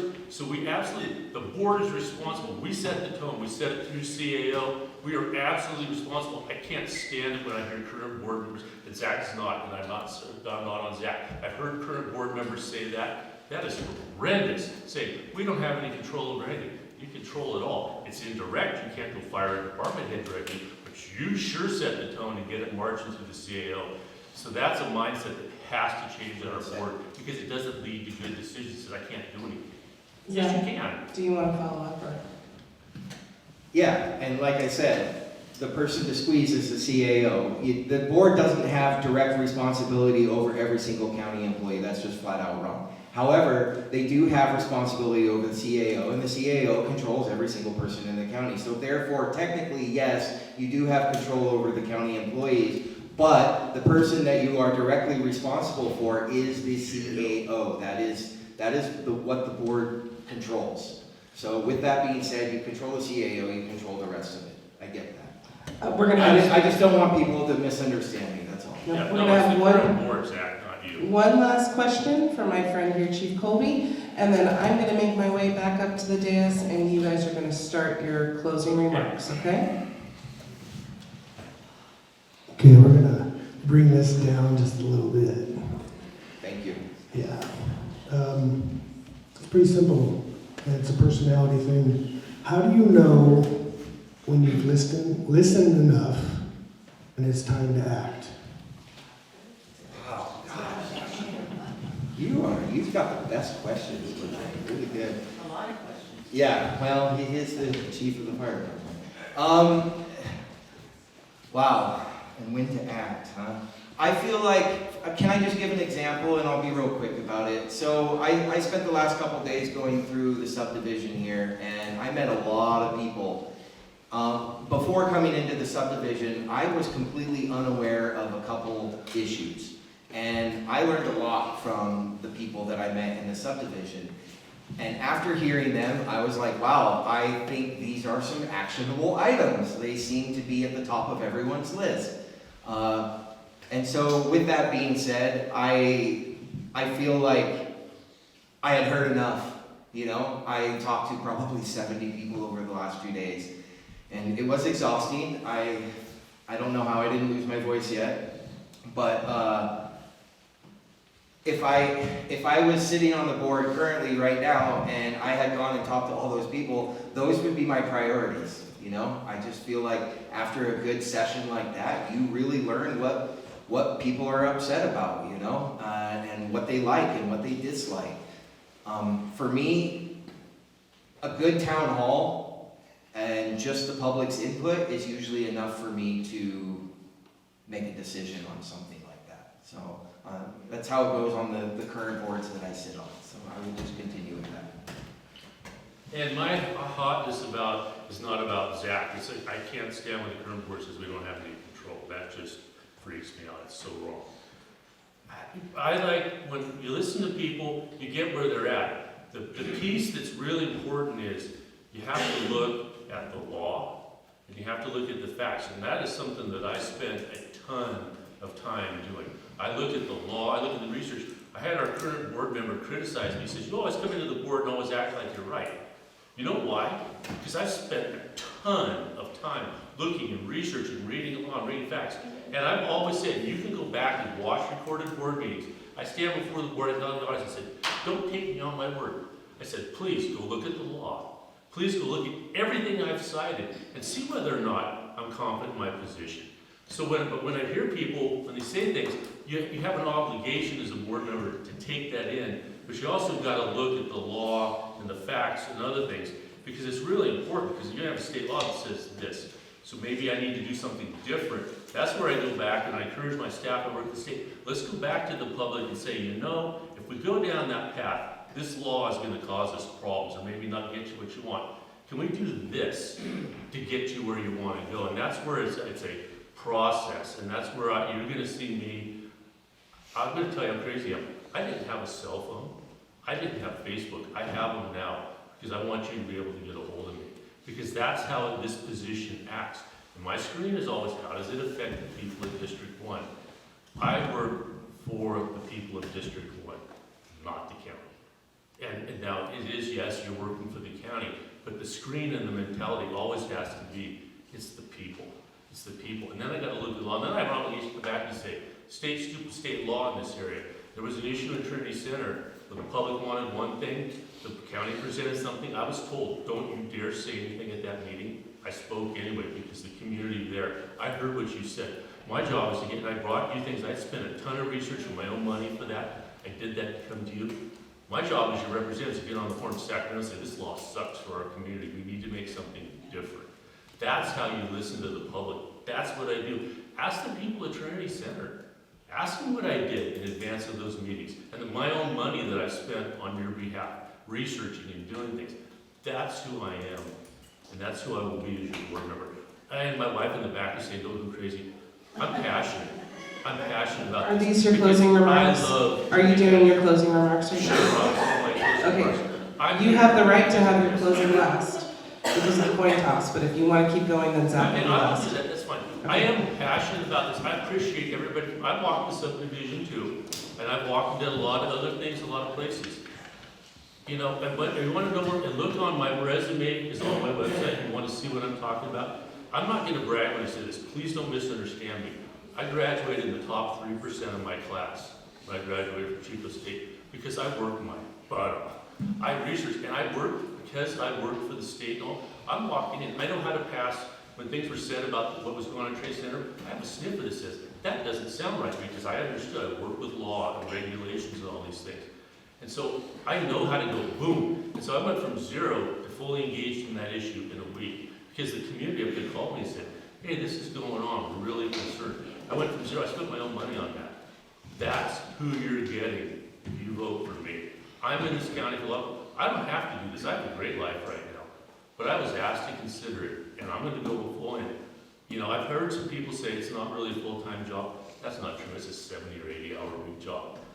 I'm gonna give you that, it's gonna be hard, but that's what it takes. And I, you know, yeah, we could argue about whether it'll be the worst paid, hardest job I've ever had in my life.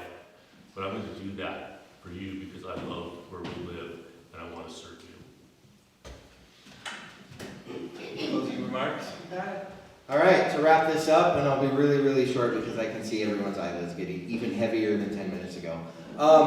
So with the question that was asked about the opt-outs earlier, I don't know your name, I'm sorry, but it was a good question, thank you.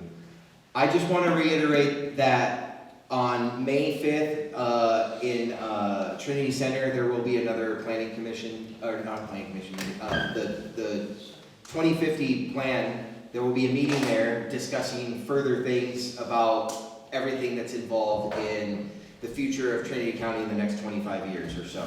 Also, on May 7th, there's one right here in Lewiston that will be held, and I really encourage everyone to attend those. If you care about the future of Trinity County, you should attend them. It's May 2nd. Is it May 2nd? Yeah, May 2nd. No, I got the thing today that said May 5th. So you're talking about the candidate night? Yeah, candidate night's May 2nd. Oh, I'm sorry. I'm talking about the 2050 planning meeting. Ah, thank you. Yeah, I'm sorry. I'm Excuse sorry. me for interrupting. No, you're okay. So anyways, I just want to say, if you're really interested or you really care about that sort of stuff, you should show up to those meetings because it's really important to have public input on that stuff. Otherwise, you know, the way that the county's going to go forward is maybe not your vision, maybe somebody else's vision. So it's really important that everyone attends that. And in that note, closing out, I just want to thank everyone for attending today and sitting here for multiple hours on these very uncomfortable seats. And I look forward to seeing people at the Seroptimus event this coming up Thursday. And then there's also May 2nd, another Meet the Candidates night in Trinity Center if you are interested. So Now, there's only one more question left this evening, and it's going to be the same one that we started with. How many people here have decided who they're going to vote for? Are you decided? I would hope that you've decided in the back. Yeah. More people are decided now than when we started, so we probably did something right. Would you join me in thanking our candidates?